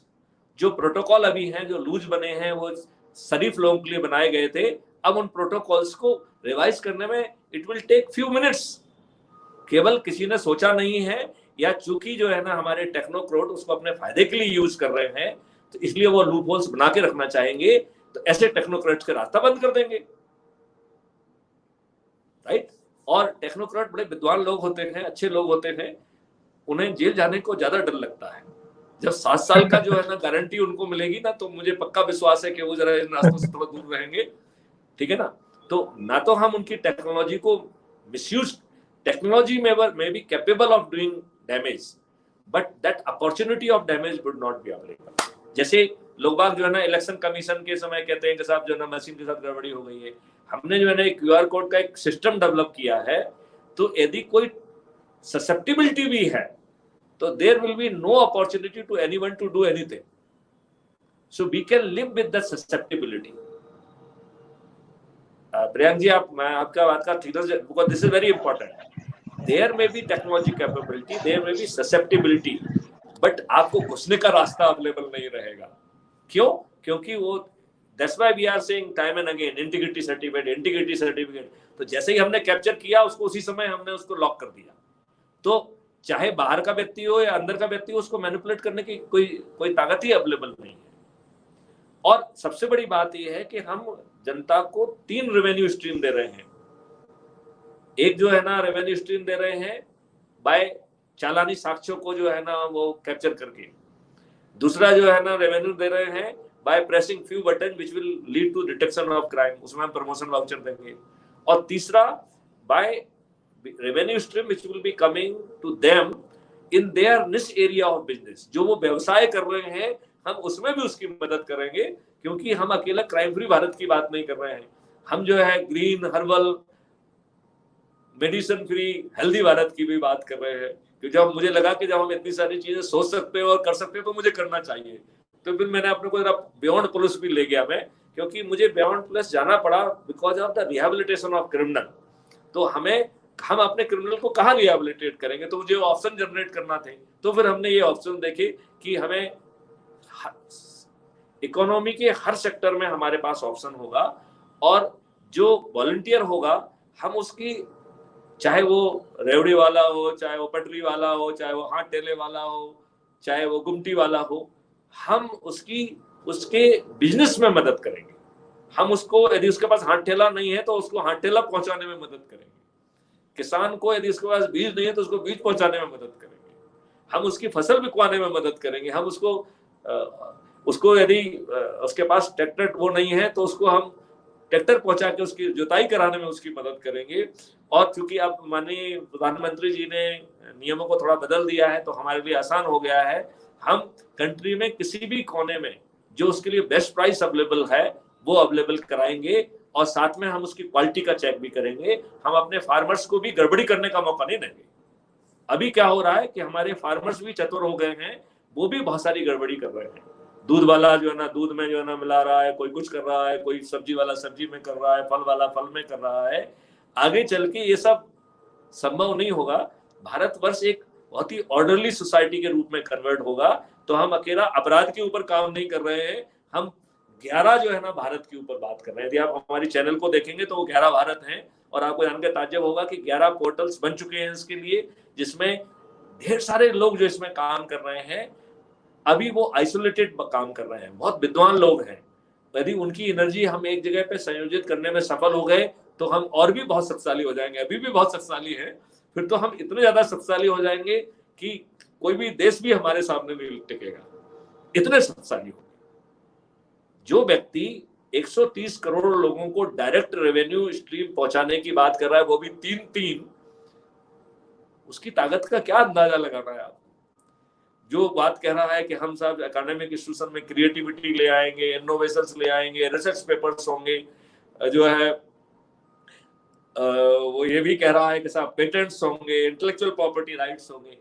तो मुझे अपने मित्र अभय जरे जी की का याद आता है। वो उन्होंने कहा कि साहब चाइना ने इंडिया में शायद 13 मिलियन पेटेंट्स के लिए एप्लीकेशन लगाई है, अमेरिका ने भी 6.5 लाख लगाई है। इंडिया के इंडियंस ने इंक्लूडिंग एनआरआई केवल 47,000 जो है ना एप्लीकेशन आई है, और उनमें से 67% जो है ना वो एनआरआईज की है। इसका मतलब है 130 करोड़ लोगों ने मिलके मात्र 12,000 पेटेंट्स के लिए लिखा है, और उसमें वो पेटेंट्स भी छोटे मोटे टाइप के। तो हम बड़ा काम कब करेंगे? हम बड़ी बातें नहीं करना है, हमें ग्राउंड पे करके दिखाना है। I am infusing that creativity and innovativeness in academic institution. कल तक हमारे साथ 47 यूनिवर्सिटीज हो गई हैं, एक दो अभी पाइपलाइन में है, दे आर रिक्वेस्टिंग, भिलाई से रिक्वेस्ट आया कि सर मुझे भी बना लीजिए। हम I am open to everybody, because हम मुझे हर फील्ड के बच्चों को चाहिए। हमें एग्रीकल्चर के बच्चे चाहिए, एनिमल हस्बेंड्री के चाहिए, फॉरेंसिक साइंस के चाहिए, प्योर साइंस के चाहिए, मुझे मैनेजमेंट वाले चाहिए, मुझे तो सोशियोलॉजी वाले भी चाहिए, क्योंकि हमें उनके लिए कुछ ना कुछ करने के लिए हमने ऑलरेडी एक पिक्चर बनाई हुई है। जैसे ही वो मेरे पास आते हैं, मैं उनको 4 लोगों को एक मॉड्यूल दे देता हूँ और उनको काम पे लगा देता हूँ। मैं 45 दिन में इतनी बड़ी चीजें पैदा कर पा रहा हूँ जो कि it's mind boggling to myself. जब मैंने शुरू में ये सोचा था तब मुझे खुद नहीं लग रहा था कि इतनी बड़ी चीजें ये बच्चे इतने कम समय में कर पाएंगे। यदि अभी 2 वीडियोस अपलोड होंगे, एक साइबर सिक्योरिटी के बारे में, एक साइबर इन्वेस्टिगेशन के बारे में है। आई एम वेरी श्योर आप लोग जो है ना अपने दांतों के तले जो है ना उंगली दबा लेंगे। हमने उन बच्चों को यहाँ पे लाने का वो किया था, बट उनका आज एडमिशन वगैरह कुछ चल रहा है, तो they were not available. I wanted कि you people should see them face to face. जो छोटे छोटे बच्चे हैं, 2nd ईयर 3rd ईयर के बच्चे हैं, वो इतनी बड़ी चीज मात्र 45 दिन में पैदा कर पा रहे हैं। आने वाले समय में जब उसके हायर वर्जन है उनमें कितनी ताकत होगी। वर्ल्ड इज अंडरएस्टिमेटिंग द टैलेंट, और उनको वेंटिलेशन के लिए मौका नहीं मिल रहा है हमारे जो है। और मैं एक चीज बता दूं प्रियंक जी, आप मुझे क्षमा करेंगे, मैं थोड़ी सी कठोर भाषा यूज करने वाला हूं आपकी अनुमति से। टीचर्स के बारे में, हमारे टीचर्स बहुत सारी जगह पे लो वेतन पा रहे हैं और उनको क्रिएटिविटी एक बर्डन लगती है। तो सबसे बड़ा जो बाधक है इस काम में वो शिक्षक है। शिक्षक जो है ना, teachers are responsible for a rotten environment in the school. Please pardon me for this tough language. I am having no intention of really hurting you, but आप इस बात को महसूस करेंगे और मैं आपकी भावना सुनना चाहूंगा कि हमें हर चीज बर्डन लगने लग जाती है। तो इसलिए हमें लगा कि आपकी जो ना सैलरी जो है इसके 2 पोर्शन होना चाहिए, एक कोर सैलरी और एक परफॉर्मेंस सैलरी, और एक तीसरी सैलरी जो आएगी वो हमारे स्टार्टअप से आएगी। सो जैसे कि हार्वर्ड में होता है, वहां पे होता है कि एक revenue stream should come to the institute, a revenue stream should come to the faculty, so everybody will be benefited. जब आपके पास रेवेन्यू स्ट्रीम आने लगेगी तो आप जो है ना रातों रात जाके काम करेंगे, आपको वो बर्डन नहीं लगेगा। I think we need to change that environment. अकेला स्मार्ट इंडिया हैकाथन से काम नहीं बनने वाला है अनलेस उस स्टार्टअप को। अच्छा, दूसरी बात है कि ये बच्चे अपने विवेक से कुछ भी स्टार्टअप लाएं वो फालतू की बात है। हमें बड़ी पिक्चर के हिसाब से स्टार्टअप लाना चाहिए जो end to end solution provide करें और वो एक दूसरे से इंटीग्रेट हो जाए। उनको compete करने की बजाय दे शुड कोलैबोरेट, और एक का इनपुट दूसरे के लिए आउटपुट है, उसका आउटपुट उसके लिए इनपुट है। इस तरीके से एक साइक्लिक चेन होगी। नेचर में हर चीज एक साइकिल है। आप किसी भी साइकिल को देख लीजिए, चाहे फूड का साइकिल देख लीजिए, चाहे बर्ड का साइकिल देख लीजिए, चाहे अपना लाइफ साइकिल देख लीजिए, nothing is beyond cycle, everything is a cycle. तो आप स्टार्टअप को भी साइकिल में रखिए। अभी क्या होता है, स्टार्टअप खोलता है, वही कॉन्सेप्ट बनाता है, वही प्रोजेक्ट रिपोर्ट बनाता है, वही भटकता है उसकी फाइनेंसिंग के लिए, वही उसकी मार्केटिंग के लिए भटकता है और फिर फेल हो जाता है। वो यहाँ तो फेल होने का कोई स्कोप ही नहीं है। एंड उसके साथ ही चूंकि वो डिमांड एंड सप्लाई के हिसाब से जो ना हर चीज रहेगी, और we are talking of the sensitivity of the behaviour also. अभी क्या होता है, जो छोटा व्यक्ति है चूंकि उसको खोने के लिए ज्यादा कुछ नहीं है तो वो रूड होता जा रहा है, वो झूठ बोल रहा है। ये स्टार्टअप आपको जो है ना, उनको जो पैसा जो भी मिलना है वो पैसा में इन फैक्टर्स का असेसमेंट का जो है ना पावर आपको दिया जा रहा है। तो यदि वो कैसे आपसे पेश आया, उसने आपको ठीक ढंग से बात समझाई कि नहीं समझाई, बाद में वो ठीक ढंग से करके गया कि नहीं गया, जाते वक्त उसने आपको ग्रीट किया कि नहीं किया, आते वक्त ग्रीट किया कि नहीं किया, उसने आपका दरवाजा बंद किया कि नहीं किया, आपकी कुशल छेम पूछी कि नहीं पूछी, तो अकेला वो प्रोफेशनल काम भी नहीं करेगा, बल्कि उसका जो ह्यूमन इंटरेक्शन है, we are working on that also.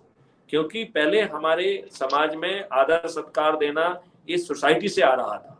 अब सोसाइटी तो अपने बच्चों पे कंट्रोल ही नहीं कर पा रही है, लिहाजा अब जो है ना व्यवसाय जो है ना उसमें वो चीज लेके आएगा। और हम जब जो ऐप उनके लिए बना रहे हैं उसमें स्पेशली जो स्टार्टअप्स के ऐप होंगे, दे will be taking care of this human interaction aspect also. तो केवल आपको क्वालिटी ऑफ सर्विस अकेला असेस नहीं करेंगे, how they interacted with you. और किसी भी व्यक्ति को, वो बाहर निकले तो घूमने निकले, एंजॉय करने निकले, अपनी चीज के लिए उसे बाहर नहीं निकलना पड़ेगा, उसको जो चीज भी है वो न्यूनतम रेट में उसके घर पे पहुंचेगी। What A transformation. मैं चाहूंगा कि जरूर इस क्वेश्चन पे मुझे क्लिक किया जाए, क्योंकि जो मैंने आपको पूरा खाका खींचा है उसको सुन के आपके दिमाग में जरूर कुछ सवाल उठ रहे होंगे। आई प्लीड कि प्लीज आस्क क्वेश्चन।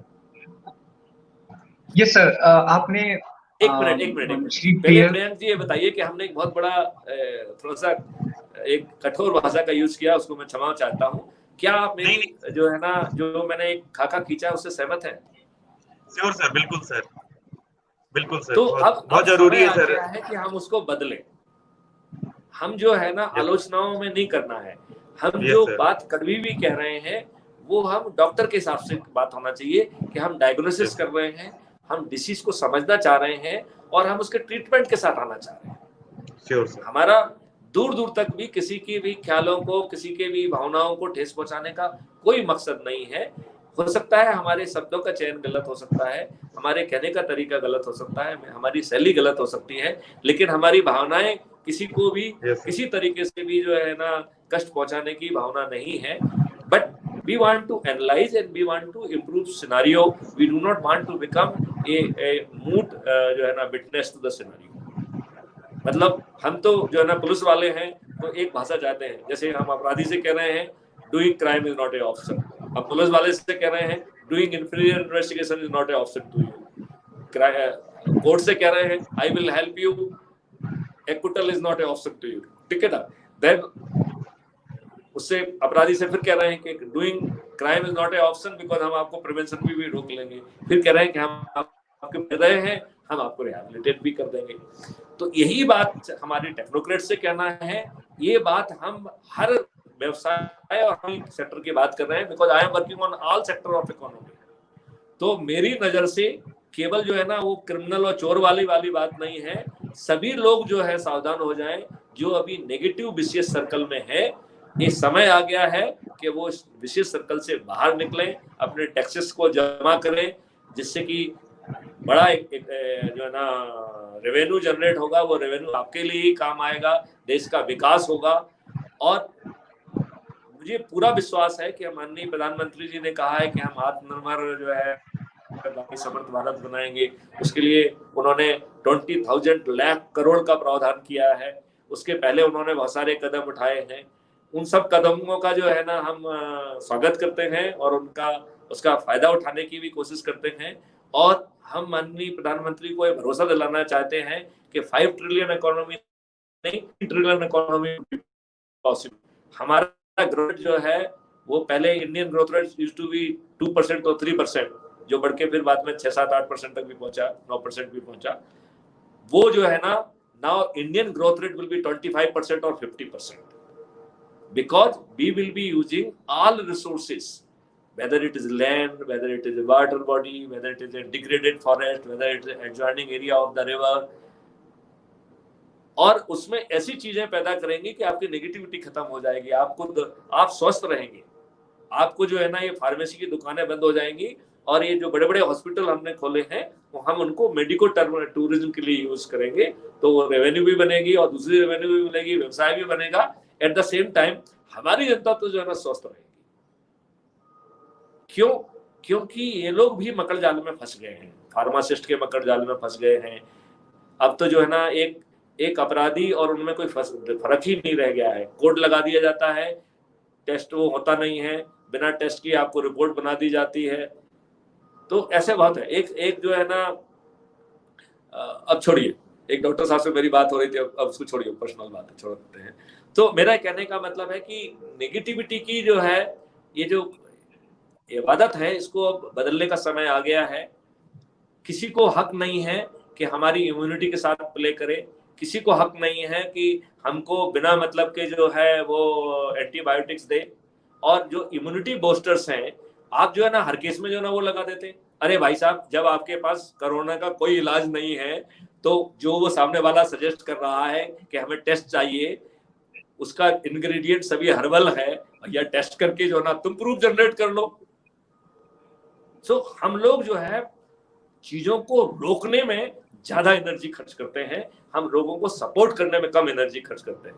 तो बाबा रामदेव ने यदि कोई अच्छा तड़का बनाया, ये ने जो ना एक बहुत अच्छा तड़का बनाया, मैं उनको ज्योत्साचारी कहता हूँ, हमारे खुद के पीए डिप्टी एसपी साहब हैं, और वो इतना चमत्कारिक है कि मैं भी उनका लेता हूँ तड़का, और कभी भी मुझे थोड़ा सा भी कोई प्रॉब्लम होती है वो मैं एक डोज लेता हूँ और चमत्कारिक असर करती है। तो मेरा कहना है, चाहे वो हमारे ज्योतिषाचार्य जो है ना मिस्टर राजेंद्र जैन हो, चाहे जो है रामदेव बाबा जी हो, जब आपके पास और कोई दवा नहीं है तो why we are not testing it. उसमें जो है ना सभी हर्बल मेडिसिन हैं, इसमें क्या दिक्कत है? आप जो है फार्मेसी की बनाई हुई केमिकल चीज तो टेस्ट करने में आपको कोई दिक्कत नहीं है, उसमें तो जनता को आप पिग बना दे रहे हो, उनको जो है ना चूंकि आपसे वो लेके आके जो है ना गिफ्ट दे जाते हैं, आपको इंटरनेशनल सेमिनार पे ले जाते हैं, तो उनकी तो दवाएं देने में आपको कष्ट नहीं आता है। और जो है ना कई बार जो लोग कोर्ट में जाते हैं तो ऐसे डॉक्टर के विरुद्ध कार्रवाई भी हुई है। उनको जो है इस बात में बहुत दर्द है कि बाबा रामदेव की जो ऑलरेडी डिक्लेयर्ड पॉजिटिव है उन पे हम टेस्ट कर लें तो क्या कष्ट है भाई। हम अपनी शक्ति जहां पे आप बैठे हुए हैं वो नेगेटिव डायरेक्शन में क्यों यूज करना चाहते हैं, पॉजिटिव डायरेक्शन में क्यों यूज नहीं करना चाहते हैं? हमारे पीयर ग्रुप में जो है उन्होंने माना कि हम ठीक ढंग से जो है ना एफआईआर भी नहीं लिख पा रहे हैं, हम जो है ठीक ढंग से विवेचना भी नहीं कर पा रहे हैं, हम हमारा सुपरविजन भी ठीक नहीं है, हम कोर्ट कन्विक्स पा रहे हैं, और इसके बावजूद भी ये दुस्साहस करते हैं कि सर आपके प्रोजेक्ट की क्या जरूरत है। तो भाई हम कितने दुष्ट हैं, हमारे प्रोजेक्ट की आपको क्यों जरूरत नहीं है जो आपको सब तरीके की मदद कर रहा है। मैं आपसे पूछता हूं कि हमारे प्रोजेक्ट की क्यों जरूरत नहीं है आपको, सिर्फ इसलिए कि ये बात मैथिली शरण गुप्त कर रहे हैं। अरे मैथिली शरण गुप्त साहब जो है ना सब चीजें पैदा कर दे रहे हैं और वो भी निःशुल्क। मैथिली शरण गुप्त जो है एक जिम्मेदार पद पे बैठे हुए हैं। हमने माननीय प्रधानमंत्री जी को के पीएस को भी डीओ लेटर लिख के भेजा, हमने जो है माननीय गृह मंत्री जी अमित शाह के पीए को भी डीओ लेटर लेके भेजा कि मुझे 15 मिनट का समय दिलाइए। मैं मानता हूं कि वो बड़े जो है ना जिम्मेवार हैं और उनको बहुत सारी व्यवस्थाएं रहती हैं, उन्हें 15 मिनट का समय नहीं मिला होगा, और यही कारण है कि फिर मैंने कहा कि नहीं, ये बात जब इतनी बड़ी है कि देश का जो है ना फेस और फेट बदल सकता है, तो इसको जो है ना हमको अपने लेवल तक नहीं रोकना चाहिए। और ये मेरा पदी कर्तव्य भी है। मैं इस समय डीजी पुलिस रिफॉर्म हूँ, मुझे सरकार ने जिस भी भावना से बनाया हो, लेकिन उन्हें मेरा पूर्ण चरित्र मालूम था कि मैं जहां जाता हूं उस जगह काम को खाली नहीं छोड़ता हूं। चाहे मुझे आप डीजी रेलवे बना दीजिए, चाहे मुझे आईजी ऑपरेशन कश्मीर बना दीजिए, चाहे मुझे आप एडिशनल डीजी एडमिनिस्ट्रेटर बना दीजिए, चाहे मुझे डीजी होमगार्ड बना दीजिए, हमने हर जगह इबादत लिखी हुई है। तो ये चीज उनको मालूम थी। यदि जो है उन्हें पुलिस में रिफॉर्म नहीं करना था तो डीजी मैथिली शरण गुप्त को नहीं बनाते। अब उन्होंने बना दिया और मैंने सब जगह प्रयास किया। मैं अपने गृह मंत्रालय का जो है ना आभारी हूँ कि उन्होंने हमारे 2 प्रोजेक्ट को नेशनल पुलिस मिशन का स्टेटस दिया है। हालांकि वो वहां पे जो स्पीड है वो भी ब्यूरोक्रेटिक रहने वाली है, अदरवाइज जब मिशन कहते हैं तो वो आउट ऑफ द वे जाके उनको यूज होना चाहिए, आउट ऑफ द वे जाके जो है ना उन पे कार्रवाई होना चाहिए, गति से कार्रवाई होना चाहिए। जिन प्रोजेक्ट्स में जनता को इतना बड़ा लाभ देने की क्षमता है उस पर तो ओवरनाइट काम चालू हो जाना चाहिए। उसको जो भी शक्ति की जरूरत है वो शक्ति उसको मिल जाना चाहिए। वहां पे जो है ना उसको शक्ति मिलने की बजाय आपका ही जूनियर कलीग आपसे पूछ रहा है कि साहब आपके प्रोजेक्ट की क्या जरूरत है। जब आप एक जगह कंसीड कर रहे हो और फिर कहते हैं कि साहब आपको डाटा कौन देगा, तो मैंने उनसे पूछा, मैंने कहा आपको सीडीआर मिल रही है कि नहीं मिल रही है अभी? मैंने कहा आपको मिल रही हो ना मिल रही हो, हमको तो जोर से मिल रही है। हमने तो उन्हीं सीडीआर का यूज करके रेलवे के गैंग से 120 ऑफेंसेस डिटेक्ट किए। हमने तो उसी डाटा को यूज करके उन लोगों का भी जो ना ऑफेंस डिटेक्ट किए, वो भी 42 जो अपने मोबाइल फोन को जो है ना ऑफ कर देते थे। तो वो उन्होंने कहा कि साहब वो नहीं देंगे तो क्या कर लोगे आप? तो हमने अभी आपको समझा दिया कि हम क्या कर लेंगे। मुझे विश्वास है कि शायद वो भी इस वीडियो को देख रहे होंगे, तो उन्होंने समझ लिया होगा कि पुलिस उतनी कमजोर नहीं है, कानून ने उसे काफी शक्तियां देके रखी हैं। यदि हम वर्तमान कानून का भी ठीक ढंग से यूज करेंगे तो निश्चित तौर पे किसी को जो है ना पुलिस आपकी जो है बाकायदा आपकी पूरी तरह से मदद कर पाएगी और सभी केसेस को डिटेक्ट कर पाएगी। और हम तो उसको और भी मदद कर रहे हैं, हम उसका 90% बर्डन उससे ले रहे हैं, हम उसको उसकी भाषा में समझने वाली चीज उस तक पहुंचा रहे हैं। उसको जहां एक्सपर्ट ओपिनियन चाहिए वो उसको रियल टाइम बेसिस पे अवेलेबल करा दे रहे हैं. So we are not talking of the technology in exclusion of public. We are not talking of technology in exclusion of expert.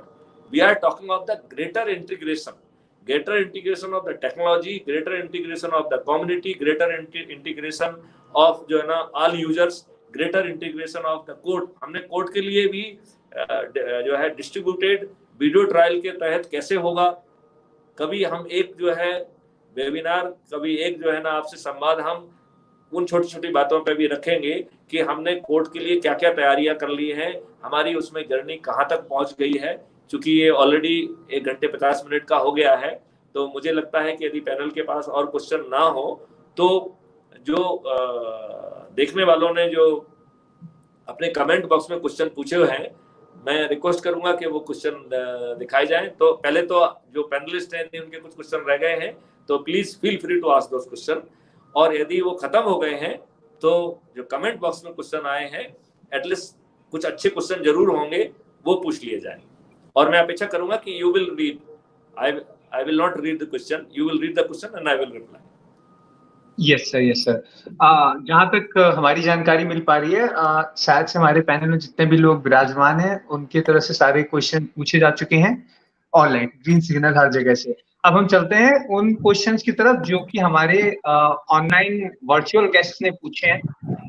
हम स्टार्ट करते हैं. नहीं, वर्चुअल नहीं है, वो रियल गेस्ट है, केवल वो कमेंट बॉक्स में डाल रहे हैं, वो आपकी स्क्रीन पे नहीं है, बट वो वर्चुअल नहीं है, वो पूरी तरह से जो है ना जितने व्यक्ति है दे आर नॉट वर्चुअल. तो सर एक क्वेश्चन हमारे विजय गुप्ता जी का है. उनका ये मानना है कि आखिरकार why Indian government can't launch this mission crime free India and what is being done on this. इनका यह जानना है कि मध्य प्रदेश इसमें क्यों लीड ले रहा है मध्य प्रदेश सरकार. नहीं, he is asking about the mob lynching. So it again, he is asking some other question. You please read that question. Okay. हाँ, तो आदर्श जी का कहना है, यस सर, आदर्श जी का कहना है सर, जैसे आपने अभी मॉब लिंचिंग और ओवरटेक का एग्जांपल दिया, वो समझ सकते हैं, पर कोई व्यक्ति आर्थिक स्थिति ठीक ना होने पर अपराध करे तो उसे कैसे रोका जाए?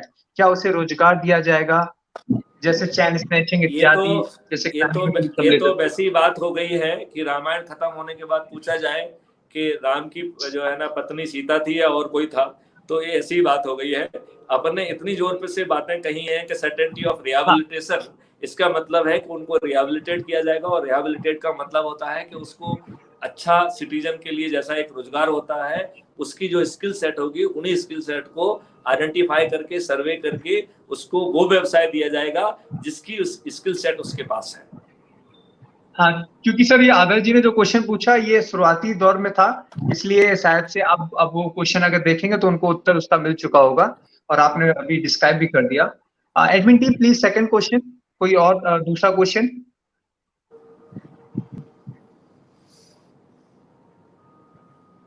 इन हाउ मेनी डेज, हमारे केवल कृष्ण ताशु जी हैं, वो पूछ रहे हैं in how many days it will be made functional.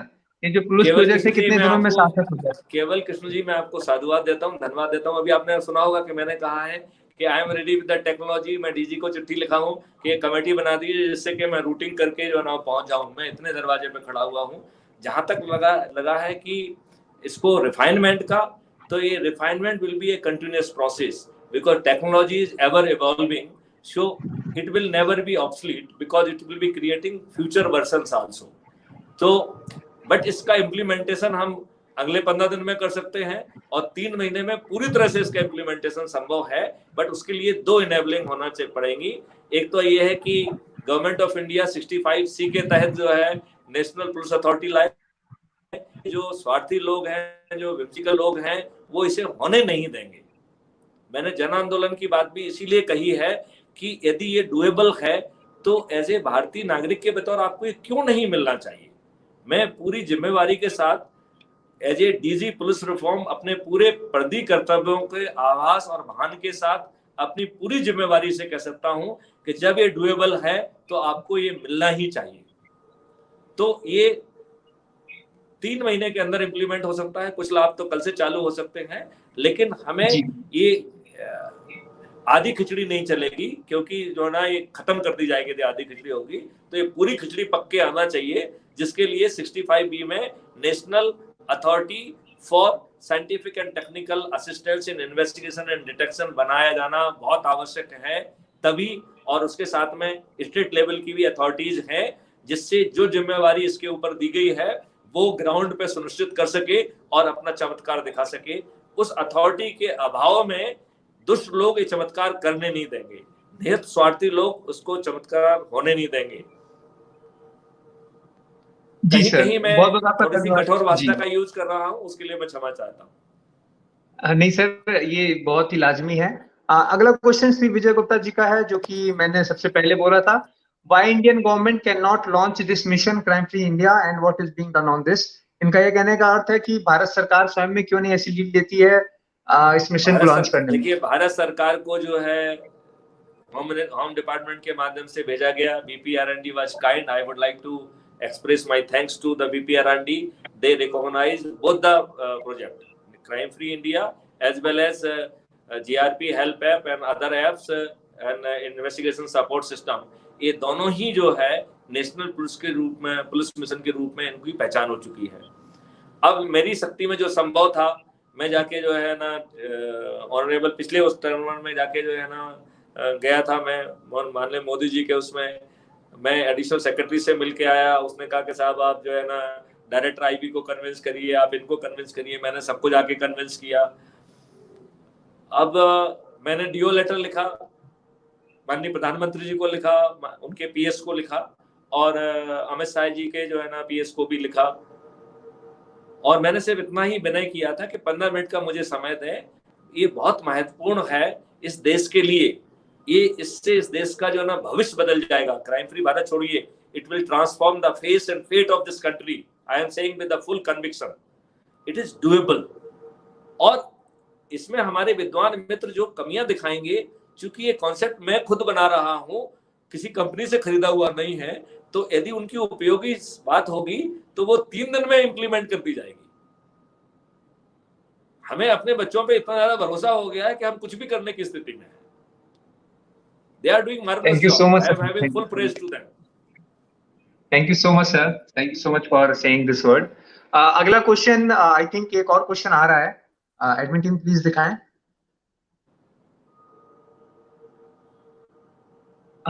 Miss सुधा गुप्ता जी का है, सर क्या FIR सिर्फ ऑनलाइन कर दें, ये पॉसिबल है? ऑफलाइन की जगह सिर्फ FIR ऑनलाइन ही कर दी जाए? नहीं, उसमें जो है बेसिकली 5 तरीके होंगे। थाने में भी FIR होगी, लेकिन थाने में जो FIR हो रही है, हमारी टेक्नोलॉजी उस थाने में भी FIR में मदद करेगी। मध्य प्रदेश में सभी थानों में CCTV लगे हैं।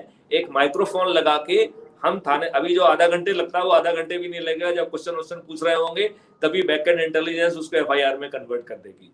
तो हम, और उसको we can give a very human face. इसमें जो है हमने टेक्नोलॉजी में वो व्यवस्था भी की है कि यदि किसी को चोट लगी हुई है या और कोई चीज है, तो FIR will fall into the second priority. पहली प्रायोरिटी में उसे ट्रीटमेंट मिले, उसकी जान बचे, ये फर्स्ट प्रायोरिटी होगी। So the system is design accordingly. तो दूसरा जो है 100 नंबर की गाड़ी को में भी वही टेक्नोलॉजी लोड कर दी जाएगी, तो 100 नंबर भी आपके FIR दे पाएगा। देन तीसरा जो है, किसी भी कियोस्क में या आपके पास खुद के पास कंप्यूटर है तो आप उसका भी यूज कर पाएंगे।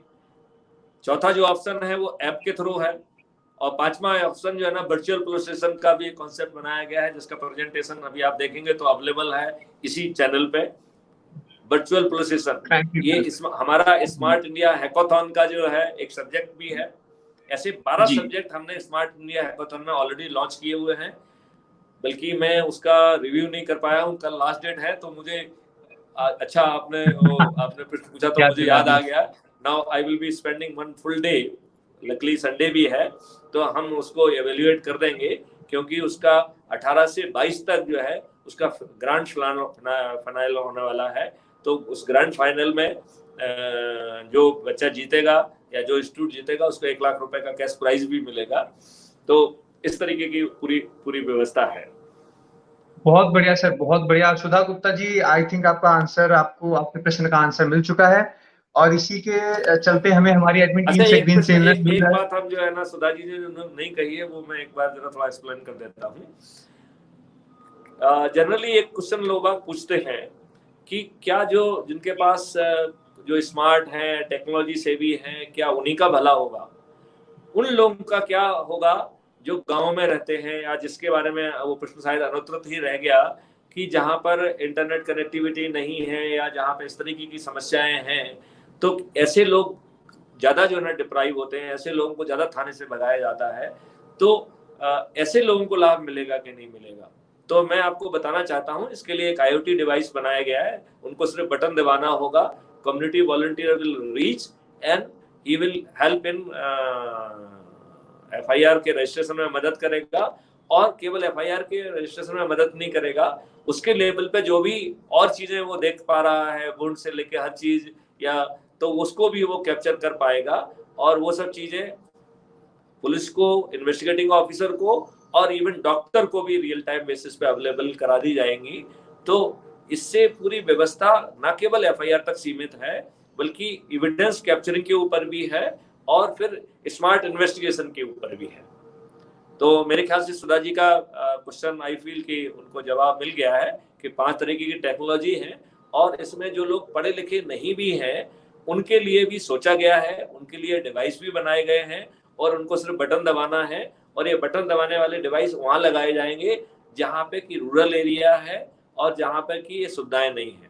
अब एक पॉइंट और आया था इसमें कि साहब जहां इंटरनेट कनेक्टिविटी नहीं है, तो मैं इसमें एक बात बताना चाहता हूं कि जिनको भी हमने टेलीकॉम सर्विस प्रोवाइडर्स को लाइसेंस दिए हैं, उनकी जिम्मेवारी है कि पूरे इंडिया के हर कोने में वो सर्विसेज प्रोवाइड करें। और उसी कॉन्ट्रैक्ट में ये प्रोविजन है कि यदि वो सब जगह पे कनेक्टिविटी ठीक ढंग से नहीं दे पाते हैं, तो उनके लिए उनको एक पैसा जमा कराना पड़ेगा, जिसको यूनिवर्सल सर्विस ऑब्लिगेशन फंड कहते हैं।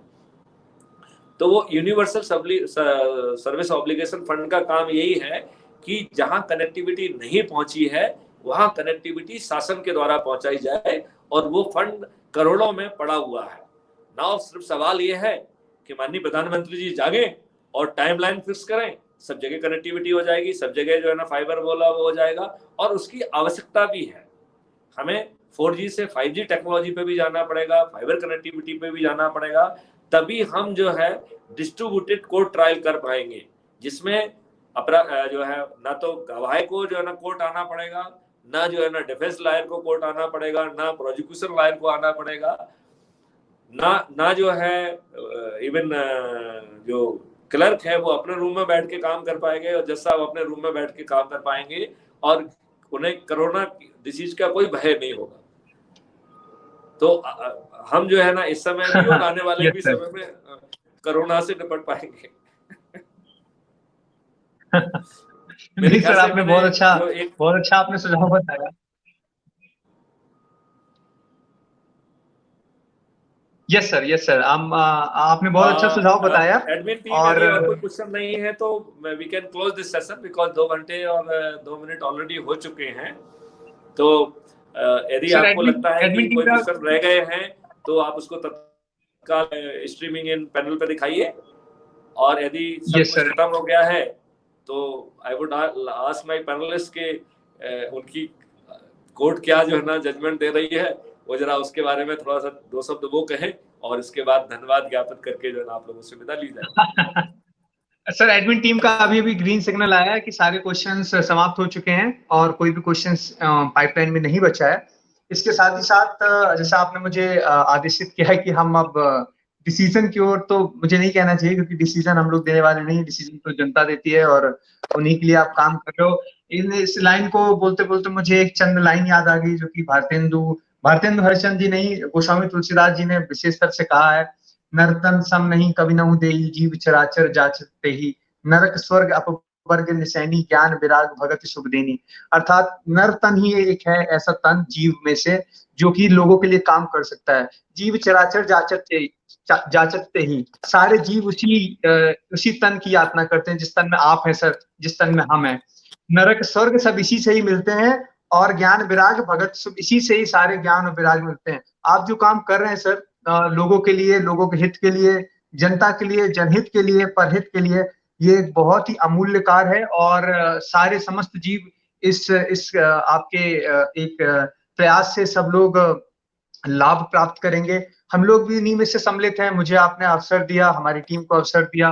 प्रोफेसर नियंक सर भी थे उपस्थित हमारे पैनल में, किसी कारणवश वो नहीं दिख पा रहे हैं अभी, और वो भी, उनको भी हम धन्यवाद ज्ञापन करते हैं।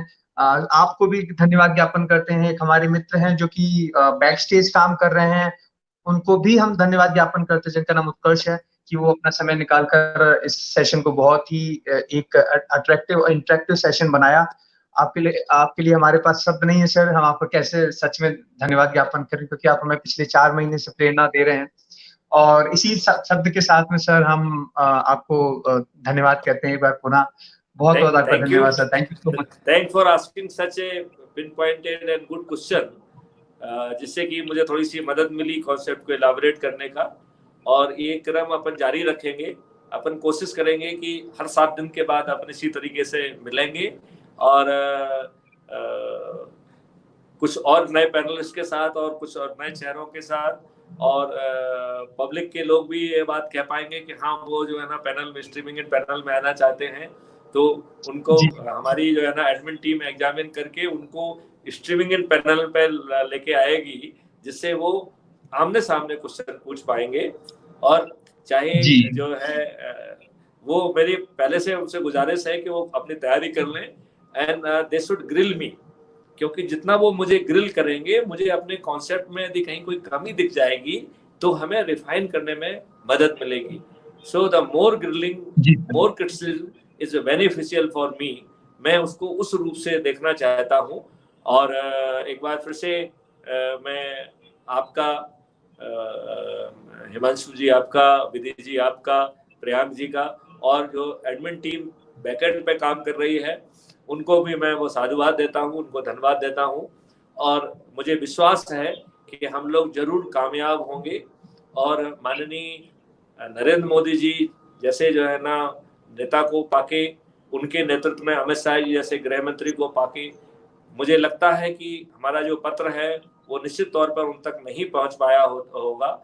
यदि उनको, नहीं तो वो एक छोटे से बच्चे को भी बुलाने में देरी नहीं करते हैं, एक सिटिंग डीजी को बुलाने में उनकी तरफ से कदापि देरी नहीं हुई होती। मुझे लगता है कि ये कोई ब्यूरोक्रेटिक जो स्लिप है, क्योंकि वो जो हमारा डिओ लेटर है वो निश्चित तौर पर ना तो माननीय प्रधानमंत्री जी के पास जो है ना रखा गया होगा, और ना ही माननीय जो है ना अमित शाह जी गृह मंत्री जी के पास रखा गया होगा, अन्यथा वो जरूर बुलाते। क्योंकि अब इस माध्यम से यदि उन तक एक आवाज पहुंच रही है, तो मैं आपसे जो है ना 15 मिनट का समय चाहता हूं। यदि आप मुझे समय देंगे तो मैं विस्तार से आपको कॉन्सेप्ट बता पाऊंगा। जो अभी तक हमने कार्रवाइयां कर ली हैं वो भी हम आपको समझा पाएंगे। और मुझे ऐसा लगता है कि यदि ये सब देश हित में संभव है, तो कोई भी ब्यूरोक्रेटिक प्रोसेस, कोई भी पॉलिटिकल प्रोसेस देश हित की इतनी बड़ी कार्रवाई को नहीं रुकना चाहिए। जब आप जो है 370 और यूनियन टेरिटरी और उस तरीके के बहुत अच्छे निर्णय ले सकते हैं। अभी आपने चाइना को भी बहुत अच्छे ढंग से हैंडल किया है, उसको जो चारों तरफ से आपने घेरा है वो भी बहुत अच्छे ढंग से घेरा है। तो आपका जो नेतृत्व है वो सबल है। आपने जो है ना स्वच्छता अभियान से लेके जो है जन समृद्धि अभियान से लेके आपने जो खाका बुना है वो एक बहुत ही स्तुति योग्य है। मुझे विश्वास है कि ये प्रोजेक्ट भी जो है ना निश्चित तौर पे आपकी ब्लेसिंग पा पाएगा और इससे आम जनता का लाभ हो सकेगा।